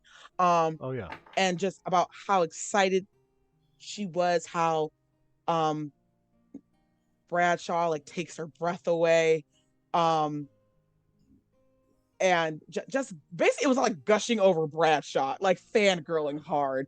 Did it seem like they already knew Bradshaw, or that this was like their first time kind of seeing him? It was borderline fangirl worship of like this is somebody that they are familiar with. Okay. Or at least they've heard of him. But it was fangirling. It wasn't like they were talking about anything that like where they were collaborating or anything like that. It was just like they were just fangirling and gushing like how cool he looked, how like how his presence was. It was just like panty soaking wet. That works. That works. Okay. I can yeah. I can roll with that. Cool. So yeah. Okay, so Bashir and Valor are just like fangirls, and that's okay. At least they're not colluding yet.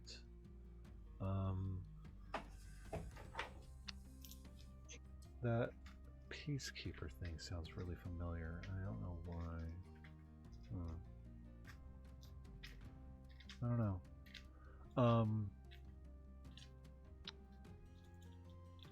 But anyway, I don't trust this guy. I don't trust this guy one bit. Well, you're always a better judge of character than I am. Huh. I have a feeling that we're going to have to do this, though. What else are we gonna do? Are you hungover at all? No. Wow. Make me a Constitution save. A lot of drinks, man. Yeah, there ain't no way I let that one sky by. Oh! Yeah. Whoa! No. Oh boy! So what was it? That was a 5, y'all. 5. Yeah, it fucking was. Woo! Big fat 5. Big fat 5. Big old 5. So Tristan, 5. I'm not hungover because I'm still drunk. Okay, we've all been there. Hang on. That going into the next day drunk. Girl. Yeah, been there. Okay, Oh, that's that good. helped me in my We core. should probably maintain that if you're going to be at all useful. Okay. And as you guys meet back. So, what did we decide? We are entertainers. Yeah. I don't And like the show must go on. Go it, ahead, but sorry. we'll do it.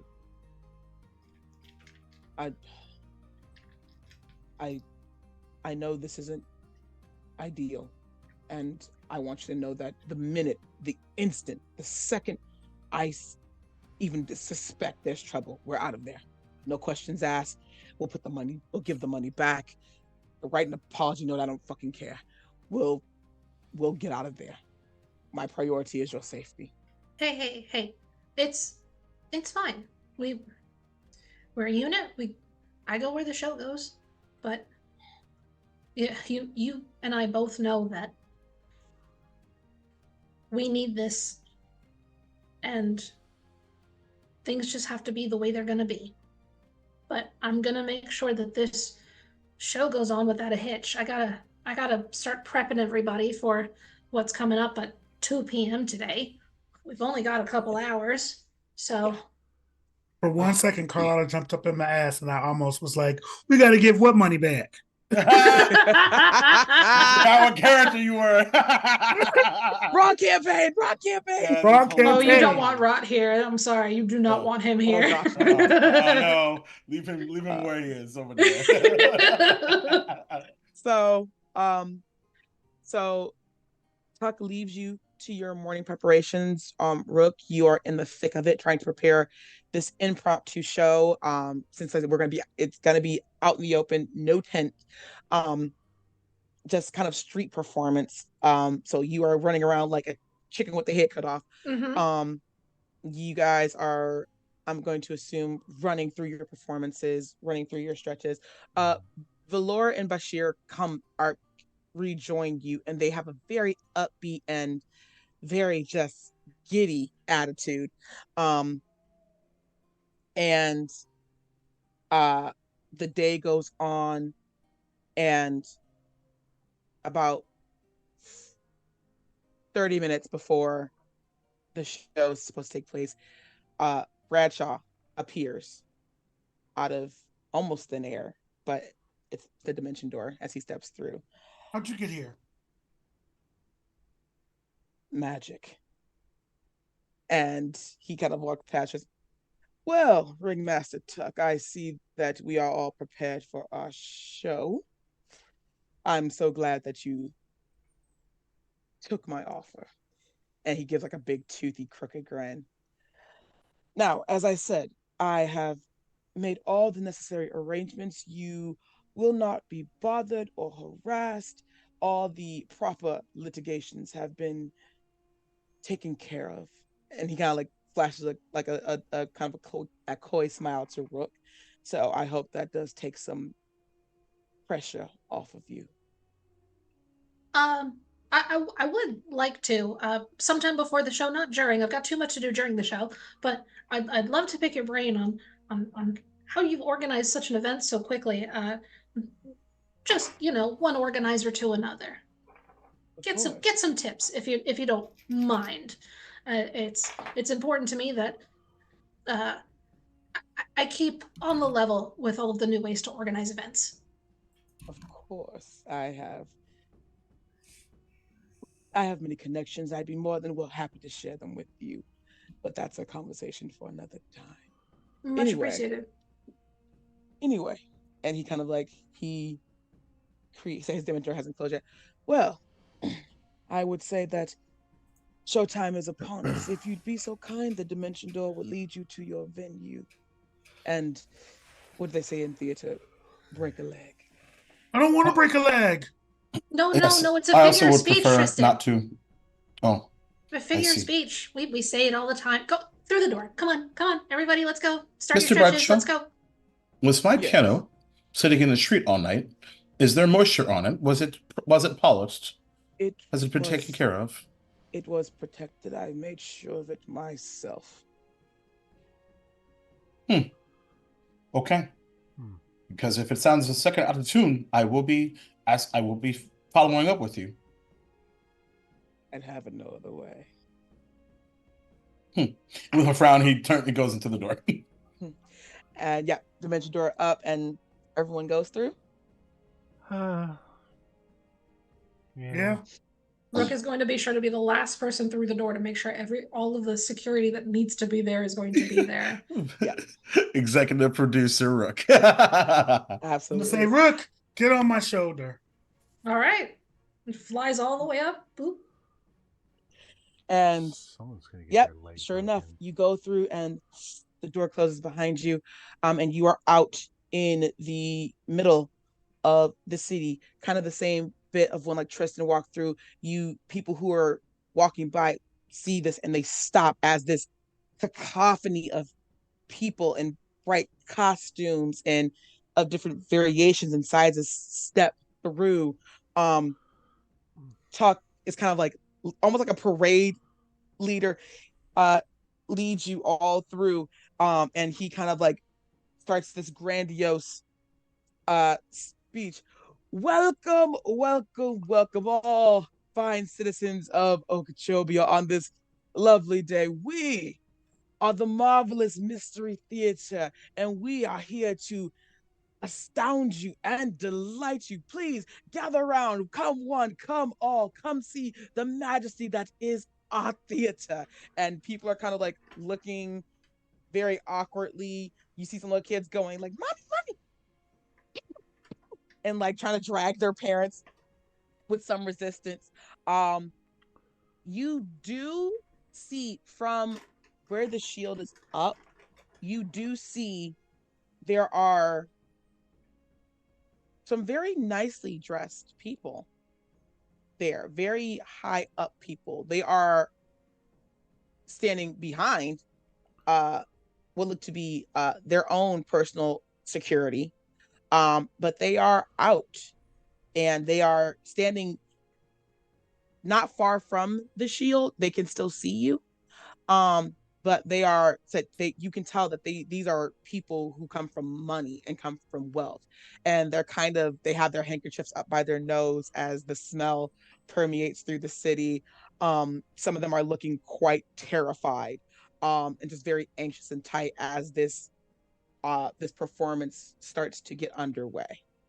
If I may, then, to help bolster our ringleaders, our headmasters' efforts, Rook is going to be flying around the crowd, prestidigitating some like fun bubbles and sparks and things to get everybody engaged and also be like tossing flyers for people to see, like, and then flying a little bit overhead of these richer folks, anybody who looks like they have money, just tossing flyers down and just with presentation boosting his voice a little bit. He's going to go, "We do private parties.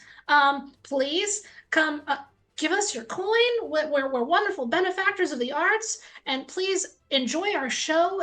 We're so eager and excited to be in this lovely city for the first time ever." And just, boosting, sort of a little propaganda, a little hype man.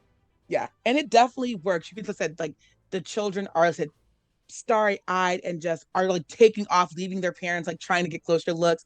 You got some people like, "Oh, okay," and they kind of come closer. Some of the higher upper class people are kind of murmuring in curiosity and agreement. They kind of like instruct their guards to like move a little bit closer so they can see a little bit better, not trying to keep themselves from the pulls, but still trying to move in closer. And they kind of create this, it ends up like creating a circular rectangulish kind of form as Took stands on top of the fountain. "Ladies and gentlemen, boys and girls, anyone within the sound of my voice, as I said, we are the Marvelous Mystery Theater. I am your ringmaster, Took.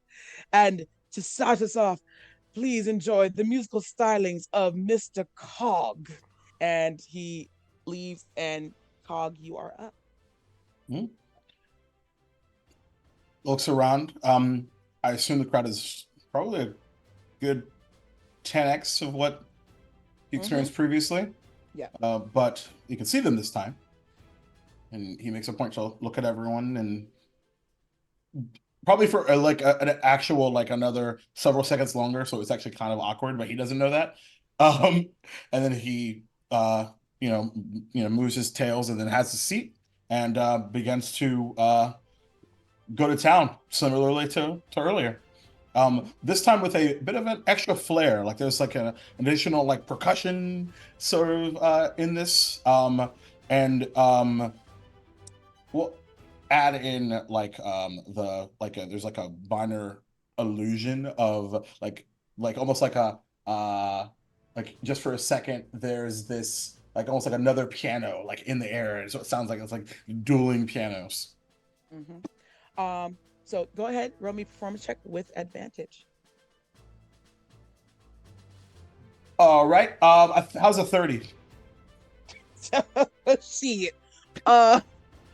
You go ahead and just rock it out. You the minute that first note echoes off the piano, it goes dead silent, and everyone is transported by your music. You see people close their eyes and start to sway with your music. They start to smile, and some you see tears in some of their eyes. Even some of the upper class can't help but to like just escape for a moment and just feel the music transport them. And as you come to your crescendo and it stops, thunderous applause, cheering, shouting, all for you. Jay, is the crowd exactly what he said it was going to be? Is it a mix between rich and poor? It's definitely more poor to rich, but you do see there are some rich people there. They are guarded, but they're there.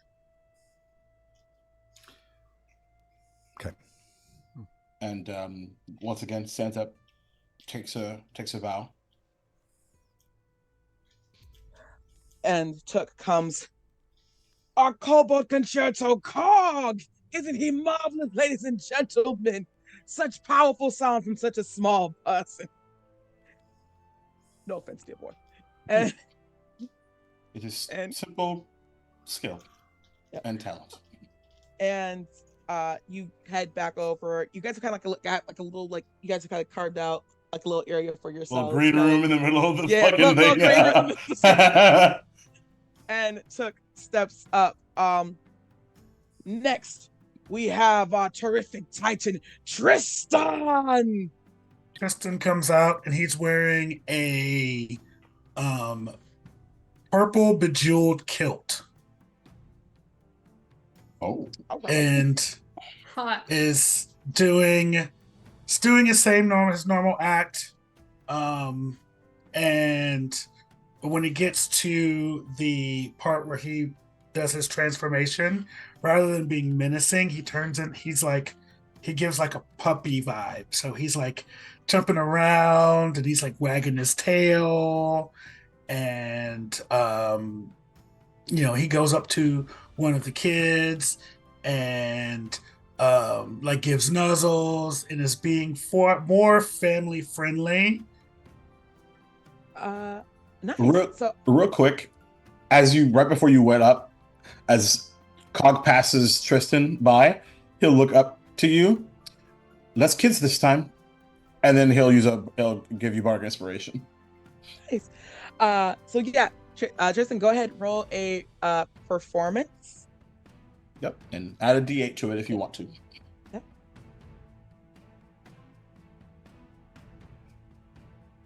So 14 plus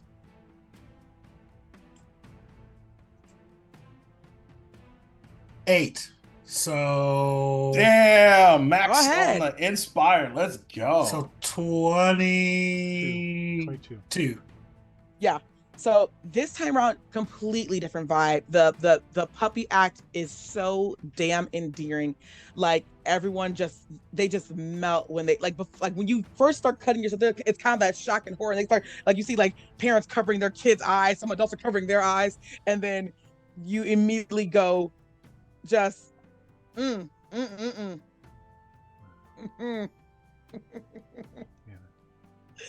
of them. I'll download that later. But they are just enraptured by you. You see some kids like get a little close and their parents kind of like try to hold them because they want to go pet you. Some of the you can hear some of the higher going, he looks just like Flopsy. Look how cute he is.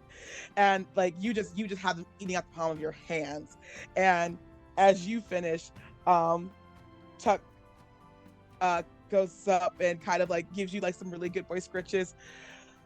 Our terrific Titan Tristan, a lovable beast.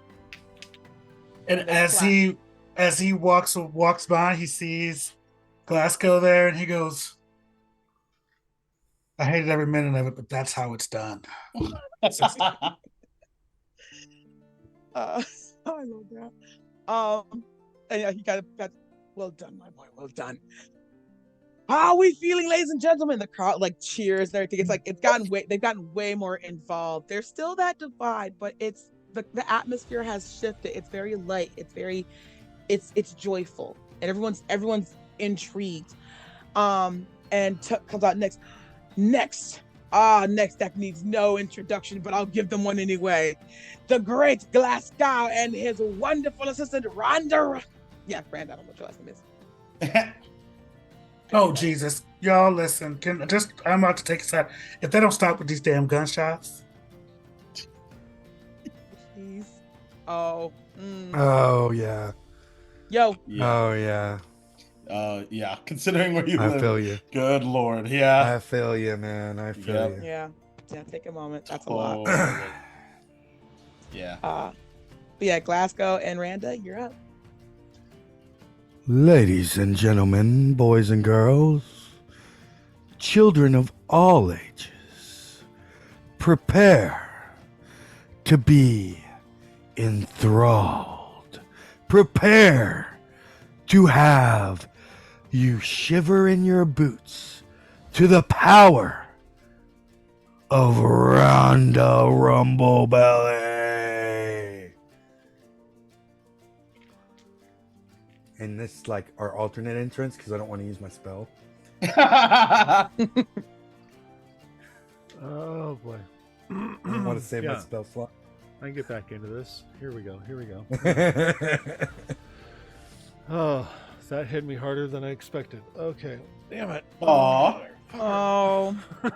But Dude, that 3 seconds left in the game. Yeah, Yeah, it was very close. it was tight. Ugh. If you need a minute, sweetie, you can take one, because trust me, I understand. Y'all I do. feel it. I mean, I feel I'm it. sorry for your loss. this fucking guy over here. I'm not. It's okay. I can I'm gonna emotionally destroy you in a couple of minutes here, so you can just. Let's go. Yeah, we're gonna bring it back in, Jay. Let's go. So yeah, we do our thing. I'm a lion gur. I don't know.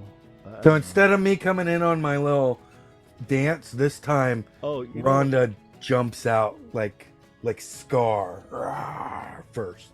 Yeah, I was thinking like I'd probably like come out and start stalking towards the crowd and whatnot, and then that allows Glasgow to kind of swoop in, and with the chair and the whip and just like Hanging on my whip, like Yeah. Indiana Jones swinging on my whip. yeah, and like steps right in front of like the crowd and stuff like that before the lion can get them. Before I Wink can at the get to children. and then I'll take a swipe as he brings the chair up and cracks the whip, and I like stop and I look at him, and then I just kind of back down on my butt, and just kind of stand there like at attention, and we do a little dance and whatnot, and yeah.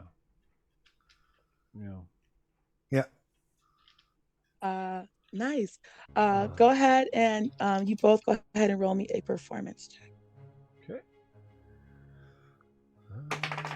Let's see. Oh, okay. That's another nat 20. I got a 19 for 24. All right. Second verse, same as the first. Oh, You guys Lord. absolutely entranced the crowd. The audible gasp and woos and just like the jump backs from your cat and mouse dance have everybody just focused We get in like on you. really close to the crowd a couple of times, and then like I block him off, and then like if it's scream. kids, I smile at them, I'll wink at the women and the men, and Like you've got their full undivided attention. People are like jumping back. Kids are like, "Mommy, I want that!" as they're pointing to Randa. And everyone is just so enthralled by this performance. And as you guys, what's your big finisher? It'll be something like again where I would say like, so he's got me down. I'm I've settled down, because he's tamed the beast and everything like that. And he goes to turn to the crowd to do a flourish and everything like that. And then I just get up and just jump at him from behind. But as I'm jumping, I come back into my form and I flip and I land on his head and just go, Ta-da! Damn. I like it. I like it. Let's fucking go.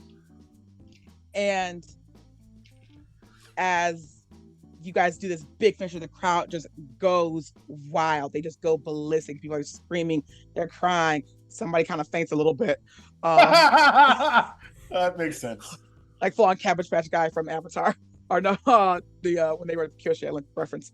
And so you guys finish that, and Took comes back up very grandiose.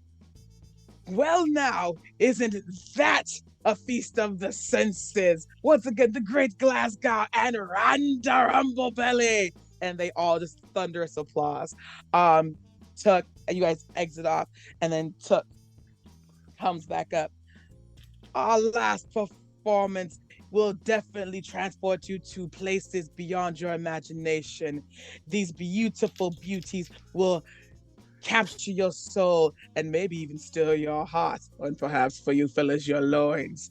And so he presenting Bashir and Valor, and they slither out, and people kind of take a step back and kind of gasp as they are in their belly dancer outfits, and they begin to do their dance. And as they dance, Rook, give me a perception check. Uh-oh. I'm bad at these. Wait. That's a 2. Oh, yeah. You are still in stage manager mode. You are just looking around. You're making sure everyone's okay. They got plenty of water. You're trying to gauge the vibe of the crowd. And as Valor and them finish their performance, instead of the multicolored dust that they usually use, Valor pulls out a pouch and throws it up into the air. And this time it is a black dust cloud that comes down. And everyone all of a sudden starts sneezing and choking. Oh. Everyone starts to their eyes start to water. People start to grasp their throats. They start to you see people hunched over, and they're coughing and they're flailing, they're crying. Kids Mommy, I can't see. Everyone starts coughing, sneezing. They grab. It's it's crazy. And I want everyone to roll me a Constitution saving throw. Okay. I knew it was gonna be some bullshit. It was too nice. Those two bitches. Get up. Well, okay. Boy, did I fail. I failed Natural like 20. shit. Yo, Natural 20 for a 22. Tristan Right. and Cog rolled exactly the same. 7. I got 12. 6. 6, 12. All right. So, Cog, Tristan, what'd you get, Maddie? 6. 6. What'd you get, Brian? 12. All right. So, Cog, Tristan, Randa, you guys, you just start coughing and sneezing and choking uncontrollably. You are just it is that thing of you, even when you try to catch your breath, you cannot catch it. It is it is crippling. And you guys kind of fall to the ground, just almost about to hack up a lung. Glasgow, you are a little bit a ways, but you still are affected. You feel your chest getting tight and constricted as everyone starts to sneeze and cough, and you just can't get a hold. Even Leo is flailing in wherever you keep him because it's affecting him. no, Rook, you see, you are, because you're far enough away, you are out of the radius of it, but you see as everyone is like in this coughing fit, you see Valor and Bashir start to slither within the crowd as they start to rob people. Old, young, rich, poor. They start to just take anything that they can find off anybody incapacitated by this dust. And they look back at you, give a flashy smile, and they slither off into the crowd. And give me a perception check. Oh God. We already know she ain't good at these. It's better, 15. All right. You can kind of see, because it's not like super cloudy, but you can kind of see like as they're slithering by with all this, just like they've just gone like, Valor is like laughing like a maniac, but Shira is like just like slithering along, rolling her eyes. You see a familiar dimension door. How far away are they? I'm going to say from where you are at to where they're going, 25 feet. Sweet. Vortex warp on one of them. Can they make me a Constitution saving throw? They can. That's my bitch right there. Get there. Oh, yeah. She said that like, I'm fucking these hoes up. JB knows I don't play already. Ooh. True that. She don't even masturbate because that's playing with yourself. That's an 18. 18, that passes. Hate that. Silvery barbs. Yeah, let's go. It's a fucking nat one.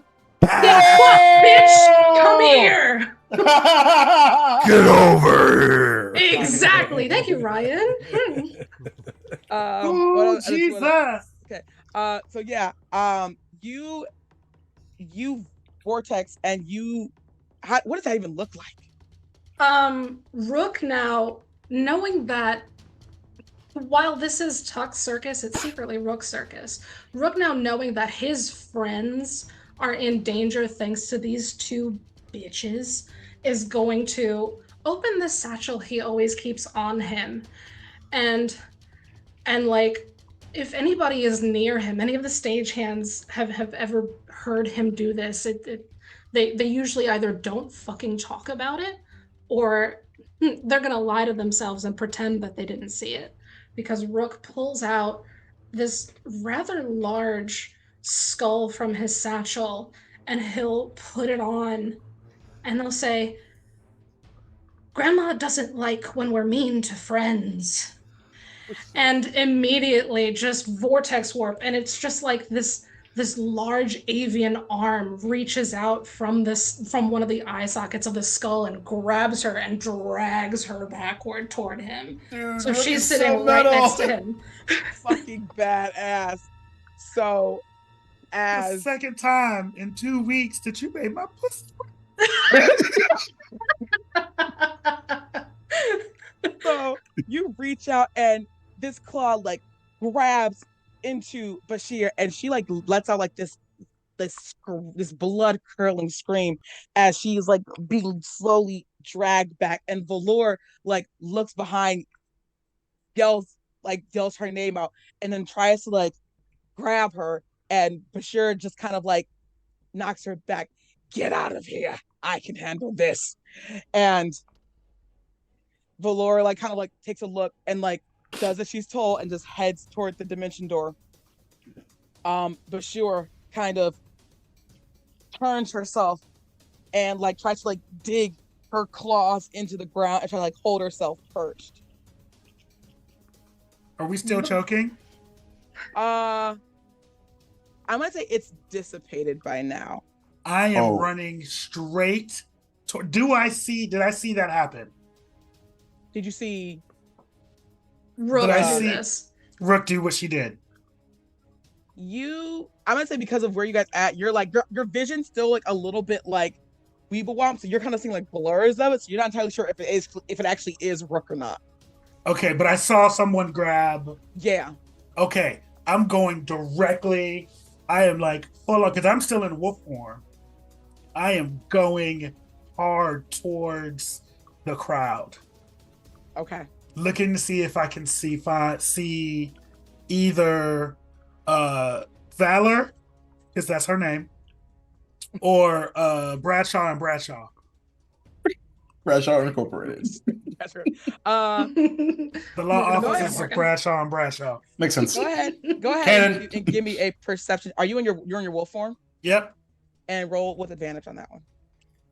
I don't know if Rhonda is going to accept this, but I want Glasgow to use his bonus action to cast that spell again. But now he's 15. stepping on the pepper, and I want Randa on my shoulders so we get a higher up view. And I pull my bow out ready to loose 2 arrows. That's fine. So can we roll perception to see if we see the Yeah. Yeah. How far out were they again?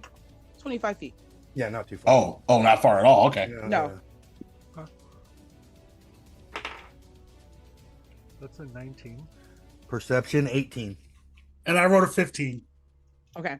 So Glasgow and Randa, you guys have now aerial view. Your eyes are still kind of like not great, but you can see like Valor. You just see Valor headed into the dimension door, and she disappears. You don't see Bradshaw anywhere.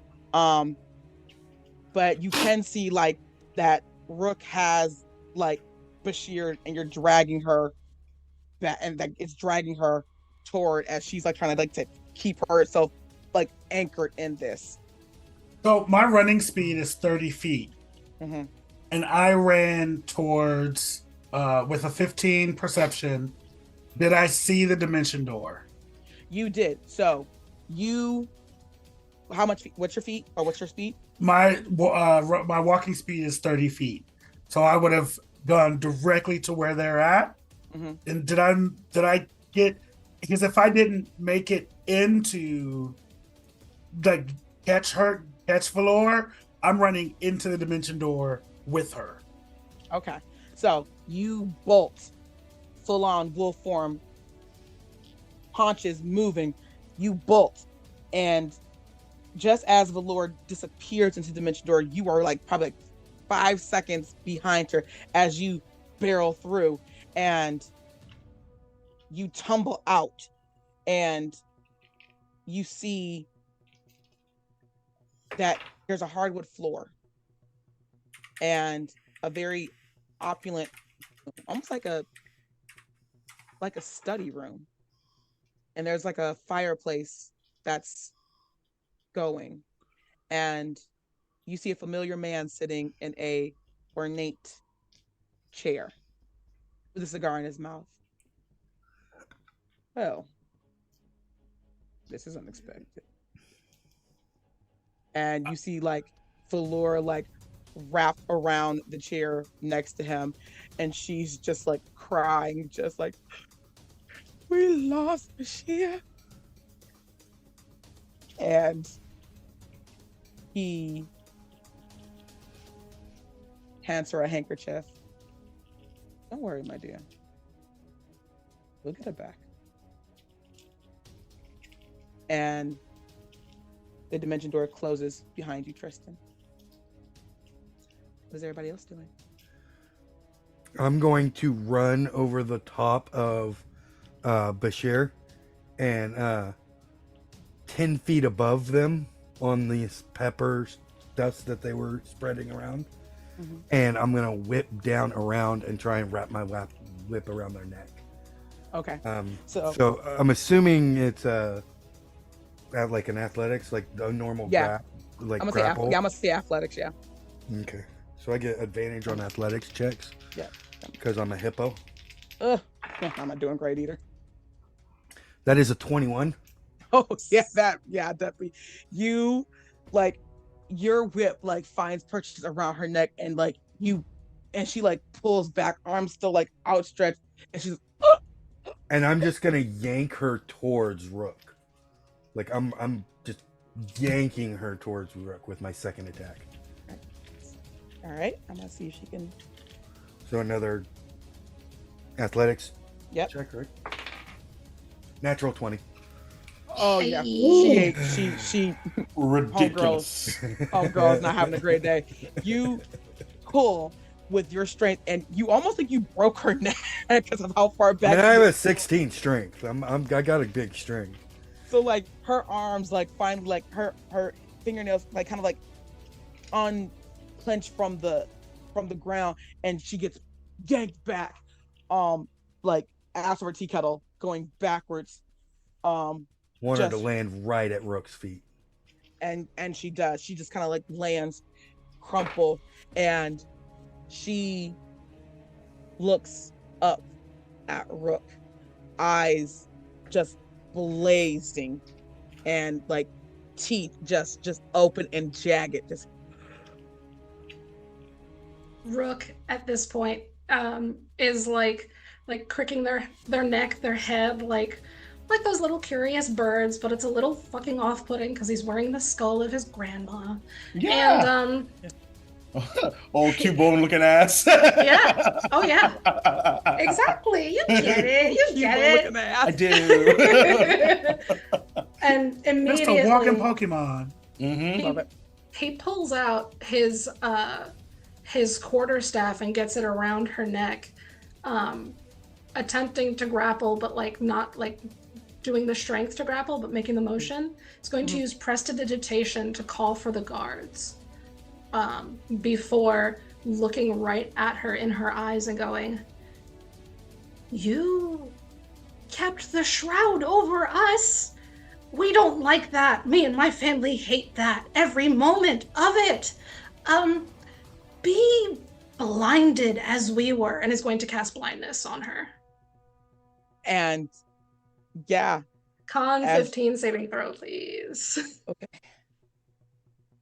I would like to argue that they have disadvantage because they are currently being choked by my whip. fair, very fair. And that was a Decent- fucking decent natural. argument. And I just rolled a fucking natural 20. So fuck all y'all. Oh shit! Hey, no, but no, you can't have that anymore. God, but no. Listen, between that silvery barbs and the disadvantage, girl, Uh-huh. you might have messed up. I got an 18. Silvery barbs. No, let Randa do it. Maddie Randa can do have it. it. Maddie can have it. Silvery barbs. That is, disadvantage. God, it feels good to not. Still an 18. Oh, Now do it, Rook. Again, silvery barbs. Y'all going. Keep rolling. 5. Yeah. That's what I said. And Silvery Hey. barbs, roll it again. No, I'm just kidding. Rook doesn't lie, all right? Nobody in this circus allows Rook to lie. We're like Fast and Furious. We're family.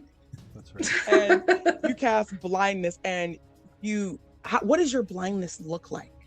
It looks like the spectral form of his grandma is going to, like, you see again these avian arms coming out from like various holes in the skull, and it's going to like phase through her face and reach out and like take like the essence of sight from her, so you can like see her essence in the hands of this avian, and like it's just gripped there in front of her, like she can see it but she can't. And it's the breathless just pull of, as Bashir's eyes that were, I can't remember what the fuck her eyes, I think it was Red. purple, blue, I don't know, red. Yeah, thank they you. were red. Those ones Yeah. were That was red. red. Yeah. And they start like, you see a cloud start to like creep in over her eyes, and she just you think this minor inconvenience will slow him down? He's already set in motion. Beautiful thing. Like just a stepping stone in his mind. I just want my family back. And you won't get yours until I get mine. I need my performer back. I need Tristan. So until then, you're going to jail. Or worse. You can become part of the family too. You sure can. You'll go And- right in my satchel next to Mom.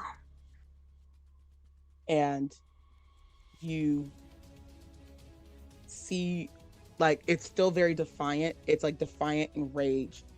And as you tell her this, you see her kind of get this like really like that cricket wide smile, and she goes, then I guess she'll be waiting for a very long time. And she like flicks her fang, bites it down, and begins to like foam at the mouth. And I cast Cure Wounds. Beat me to it. It ain't gonna be that easy. Yes, And yes, what I wanted to do while they were talking, but I wanted to give Randa and everybody a Hog a chance to do something. Yeah. I wanted to be hog tying her with my next two things. So, because I already got it wrapped around her neck, I want to, and her laying on the ground. I knocked her prone, so now I basically want to tie her up with my whip. Oh, come on, Glasgow. Bones are still family. It's all just bones.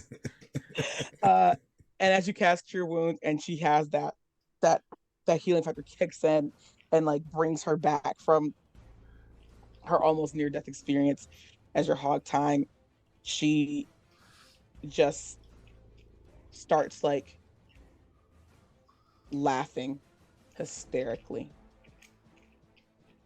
We're gonna have fun Oh. before you go away. Cog walks up. I don't really understand why you did that, and also, your sir still owes us the second half of our money, and also this will not do. I'm concerned that thanks to the melee that my piano is about to be destroyed, so I'm going to need you to fix this. And I cast Charm Person. And what's the con save on that? Wisdom 16. Was it 16? 10. You're charmed by me. I was so ready for another silvery barbs off. I'm not gonna lie to you. As for you 1 cast hour. oh, 1 hour. Go ahead. Yeah, yeah. No, I was just say, yeah, you're charmed by me. You're charmed. You are. You regard me as a friendly acquaintance. And Nice hour.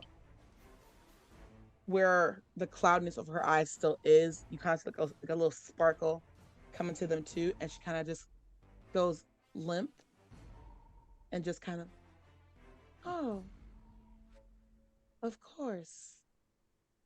I'm only so happy to help. I thought you might say that.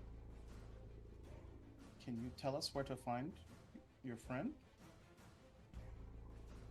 He's and she kind of like pauses for a minute, and it's like she's thinking, and it's like she can't recall. Something has happened that I don't remember. Well, what of our cohort, Tristan? He's with Bradshaw now. That you don't know where? I can't remember.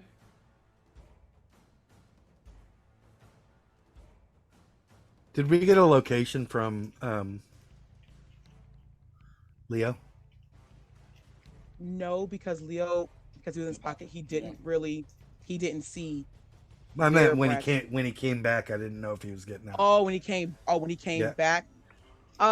No, you kind of it kind of gets to feel like Bradshaw may have known there was somebody there following him. So he intentionally made it so that, just gave enough of a tease, but not everything. And I'm going to say that as everything dies down within this moment and everyone kind of gets back to their senses, the air has now shifted from that joyous, light felt feeling to confusion, to anger. People are touching themselves, taking account. Whoa! I didn't know it was just that type That of sounds show. my kind of carrying on. Okay, it's time Taking for mature account- act 2. taking account of the things that have been stolen from them, that have been pilfered from them, and a new sense of tension has been born, with people yelling and shouting, pointing fingers at the circus. And as we zoom out, we just see this view of a city that came together for a brief moment, now more divided than ever, with the marvelous, mysterious theater at the center of it. And that's where we're gonna end our one shot. Wait a minute. I was trying to fuck some hoes up. You aren't gonna fuck any hoes up. I'm sorry. No. He is. We gotta do another a 2-shot. This is 2 episodes. Starting right now. I lied. The show isn't canceled. I canceled it. I Uncanceled. uncanceled it. Immediately I was uncanceled. ready to put my jaws on a snake bitch's throat for trying me and my friends in this situation. You had me out there doing the little puppy thing. I can't stand kids. Honey, I'm out there playing with the kids and being a puppy and shit. Honey, hey, you're a 5th level blood hunter. He's gonna fuck us up. that gentleman who's sitting there, Bradshaw, is like a bajillion level sorcerer who can cast sorcerer. 9th level spells. So Oh boy, ain't worried. honey, honey, like, you're gonna get your ass robbed. Our word kill, you're done. We're going over there to collect your bones, pretty much. But best And believe then- that and Rook then is Rook's collecting gonna- those bones. Rook's gonna bring you back. We're gonna wear your skull now, and everything's gonna be fine. In a form, one way or the other. Yeah. We'll necromancy stuff. It's all good. We'll get back, but yeah. I want Rook to meet Alden. That That'll was quite the one shot. That was amazing. Incredible job, Jay. Incredible job. Amazing. I am so fucking proud of you. Jay, you did your big one. That was amazing. Oh, My heart is so full. See, Even though my See? people do bad things. Why? we knew Why you have were you going done to be this to awesome, and me? you rocked the house. Right. Rock the house. I didn't think you could get hotter, Jay. You did. You got so. I'm shipping it. I'm shipping it. Your performance of Bradshaw was absolutely incredible. On the money. I almost forgot I hated him. I almost forgot I played him for 2.5 years. He's just so slimy. That was hot. So much. So hot. It was hot. It was Listen, I'm not gonna cry. There's too many emotions going on right now between the Super Bowl and everything else. But coming for you. We came from Maddie 2 weeks ago. We're coming for you now. Yeah. I am so incredibly humbled by the opportunity to make a story based in this wonderful world that Jacob has created and that we get to play in. When I say I have been nerve-wracked for 2 whole weeks, I have been nerve-wracked for 2 whole weeks. Jacob can attest that I was a hot-ass mess. And that's okay. And you asked really good questions, which means I knew you were going to rock it. And I hope this has helped add a small layer to the world that we play in. So that when we will tell you guys this: I didn't pitch this at all. Jay pitched this idea to me. Shut the fuck up. That's so hot. Jay, what are you doing surprised. later? I'm not surprised. The reason why I wasn't going to tell you who I was going to play initially is for a while there I was going to play Bradshaw. Yeah. But I like this way better because I wanted I to play literally, Bradshaw. I was in bed and I literally had this thought, and I text Jake. I was like, "Here's a new pitch. I've had time to sleep on it." But like, what are you doing later? I'm trying to get like some sleep so I can go to work and teach these kids. Okay, yeah. Yeah, Kids okay. that Tristan hates. Bring it back around. But no, thank you all who joined us for this one shot. Thank you, Ryan, so much. It's so good to see your face. So good to see you. It's so good too, man. It was so Thank fun. you, JB. Amazing. Like, you are both dolls. You already know I love you so much. I greatly appreciate you. Maddie and Jake, thanks so much for running the behind the scenes and keeping my black ass calm the whole time. And Jess, just thank you for just like when you told me you're gonna be the accountant, I'm like, oh, I got something for you. Yeah, that was great. I loved it. I can't be somebody evil every time we do a one shot. Yeah. Only 2 out of 3. I know, right? I could totally see you doing like the production management of this theater. So when you were like the accountant, I'm like, oh, she's gonna run shit. Love it here for me. That was interesting. There's a lot of character bleed there, you know, like yeah. I don't know what you're talking about. Look, I could have been a tabaxi. That would have just been me, okay? Yeah. Yeah, fair enough. But we're gonna do our outro, and Great. I'm gonna start with the man, the myth, the legend, Jake.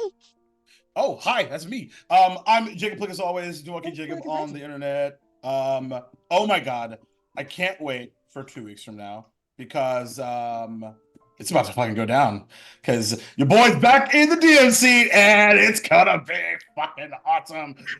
Starting at the end of time, finally doing some actual time hopping, maybe, or maybe they'll just do the same thing again and go right back to where they were. It's totally fine, no big deal. I'm not nervous. Oh, you shouldn't be. That's We're gonna fine. be great. We're Don't even fine. worry about it. It's Totally time fine. travel. Me and Sator are not going to handle that well. I can't wait. Can't wait. It's gonna be a good time. Can't wait to have Chris back. But as I like to say, in the meanwhile, in between a while, we got Dragonlance Dragons of Rebirth next week, and I got 3 wishes to give to Maddie. It's gonna be lit. I wish Whitley will go away. Yeah, hey, that's on the table. Man, it would solve a lot of my problems. Anyway, no, it's gonna be good. I might have something to say about a particular green dragon and a particular knight of the whatever your character is, Ryan, because I keep forgetting because I don't hear your intro anymore, so I keep forgetting what the fuck he's up to. So I can't wait. That's gonna be awesome, and a whole bunch of other shit. Follow me on Twitter, Instagram, and all that shit. You're lucky Jacob everywhere. That's me. Yes. Oh, hi. Go. Guys, gals, non-binary puzzle buttholes, it me. I'm Jess. I've been your resident Pokemon, and I am your fantasy cartographer also. I am the official cartographer of Duval and Dragons and Ithorian Legends. There are some new announcements coming up, because I don't know if it's been announced over there. Probably not yet. I think the announcement's coming up next Thursday. But I am also the official lore keeper now of Outcast and Outclassed. So that's actually happening. It's fucking happening. I didn't know it. That's so cool. Yay! It's really fucking like great. A year.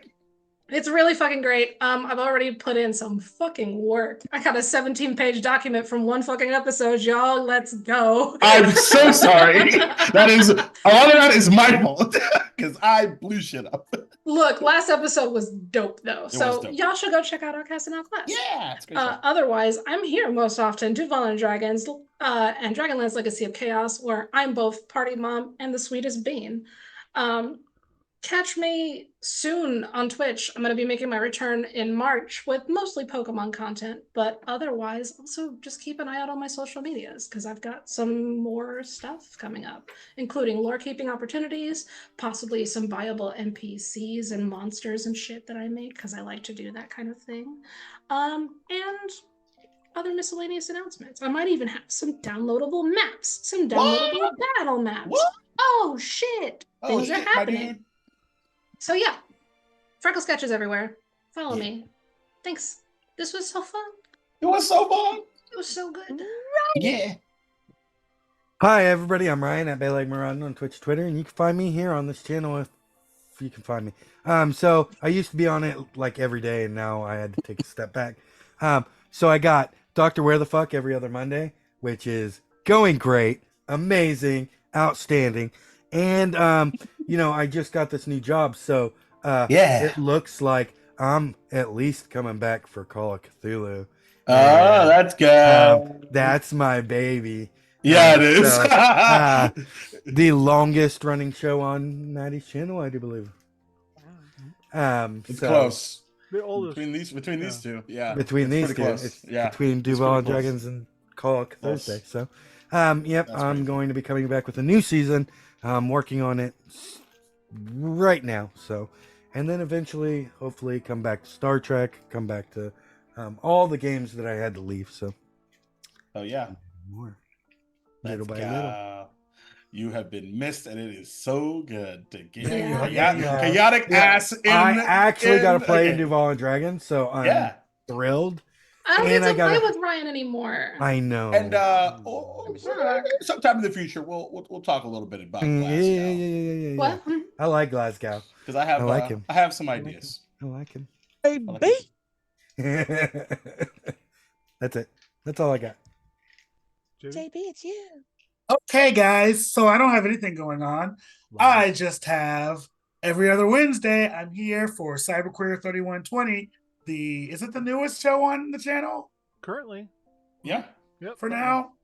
For a Yeah. little bit more. The newest show on the channel. Until the It's the hot 27th. sensation that's sweeping the nation. And then let's see. I'm also here every other Sunday for Dragons of Rebirth with Jay and Jacob and Maddie. And we miss Ryan, but it's fine. I'm not bitter or anything. You just don't love me. I get it. Let's see. What else is going on? If you're in the Kansas City area, please stop shooting guns in the air. That's But valid. also come and check me out on February 19th for Comedy is Queer. It's going to be a great time. That also includes another player in our games, Dougie Terranova. He's going to be the host of that, and it's fantastic and fun. I'm also announcing my return to Twitch coming up in the next couple of weeks. I believe I'm going to try to start with Final Fantasy VII Rebirth because I have things to say. I may actually, if I don't do that one, then I'm going to start with Silent Hill because everyone loves it when I get scared. Yes. Silent Hill 2. Silent Hill 2. Hill 2. Silent Hill 2 is the best one. Okay. That's correct. So, we'll see what happens. We'll see what happens when it comes out. What I decide to do, I don't know. I'm just doing my best. And if you want to find me, you can find me everywhere. You can stalk your ex at littlestar8481. That is all that I have, unless I'm forgetting something important, which I don't think I am. I'm tired. And I love been you a day. guys so much. And that's it. Back to you, Maddie. Hey. Thank you. Oh boy. Wow. So that was fucked up. So thank you, Yeah, it Teresa. was. Yeah, it was. It That was was so some fucked up. jacked up shit. And I am so proud of you right now. Damn, I'm proud. And yeah, so you did great. I knew you were gonna do great, but God, damn. So congrats, hon. I am Maddie. He, him, I channel. So near there. Lots of shows, and we have a new show starting on the 27th called Ebron Wilderness of Mirrors, which will have JB and me with Star and Kim. And so we're gonna be in Ebron doing the Ebron thing. That's going to be every other Tuesday opposite our Star Trek game. But it'll be the same week as our Dragonlance and our Doctor Where the Fuck. So, right in between those two. And yeah, we have a lot of shows here. We're gonna have more. It's all the stuff. Yeah, there is Duval and Dragons merch. There's also new cyberqueer merch in the store Let's as go. well. And so it's just the beginning. Just some shirts and a mug and stuff. But we're expanding. Also, we're gonna be expanding a lot of things. So we've been partnered with our good friends at Eldritch Dream Games, for carrying some of their Pathfinder stuff at the website. We're gonna be carrying more stuff, downloadable stuff for TTRPGs, Dungeons and Dragons, Pathfinder, things like that. And so look out for that. So more downloadables, more more merch, and and then of course I'm a graphic artist. I work on commission. I definitely need the work. So if you have any need, you can check out my portfolio at somattygames.com, and you can hire me there, or just DM me somewhere. I'm all over. Same Matt name, same Matt channel. What was I gonna say?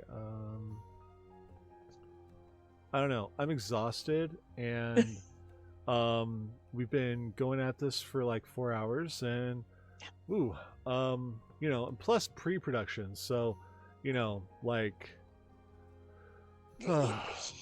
woof. Yeah. These particular Sundays really test my stamina for sure. That's what he said. Indeed. Skill issue. Hey, I'm here. So You are, and that's and we what love you for it. love you. Yeah. Jay, did you have anything else to say before we head out? I said I have been your humble dungeon master, JayQuarts5. job. You can find me on this channel where I do Duval and Dragons one Sunday, Dragonlance, Dragons Rebirth on another Sunday. I do Star Trek, USS Solidarity on Tuesdays. And then, do I do anything else? Oh, I'm like other games that don't get streamed, but I get to play with other cool people. And that's really fun too. And then if you also want to like see me look real stupid sometimes, because I'm just, go to the Ticker Talker at JayQuarts5, and you might see me do some things. I love it. I love you so much. And folks, thank you all for joining us and stuff. I think, let me take a look at the raid ability of, hey, there we go. Persephorath is streaming, so we will raid her. But before we go, folks, we just have a few little reminders. Jake, do you want to pull it off? Or do you want me to go? Sure, why not? I haven't done it in a hot minute. So Do let's it. remind the fine folks out here that Black Lives Matter, stop AAPI hate, stand up to Jewish hate. Trans rights are motherfucking human rights. If you don't have a uterus, you can tell me what uterus is what to do with theirs. Mind your damn business. Climate change is real. Read a motherfucking book. Choose love. Mental health is health. Stay awesome. You rock. Excellent job. We'll see you very fucking soon. Let's go say hi to Sephi. Yeah. Yeah. Let's go. Goodbye.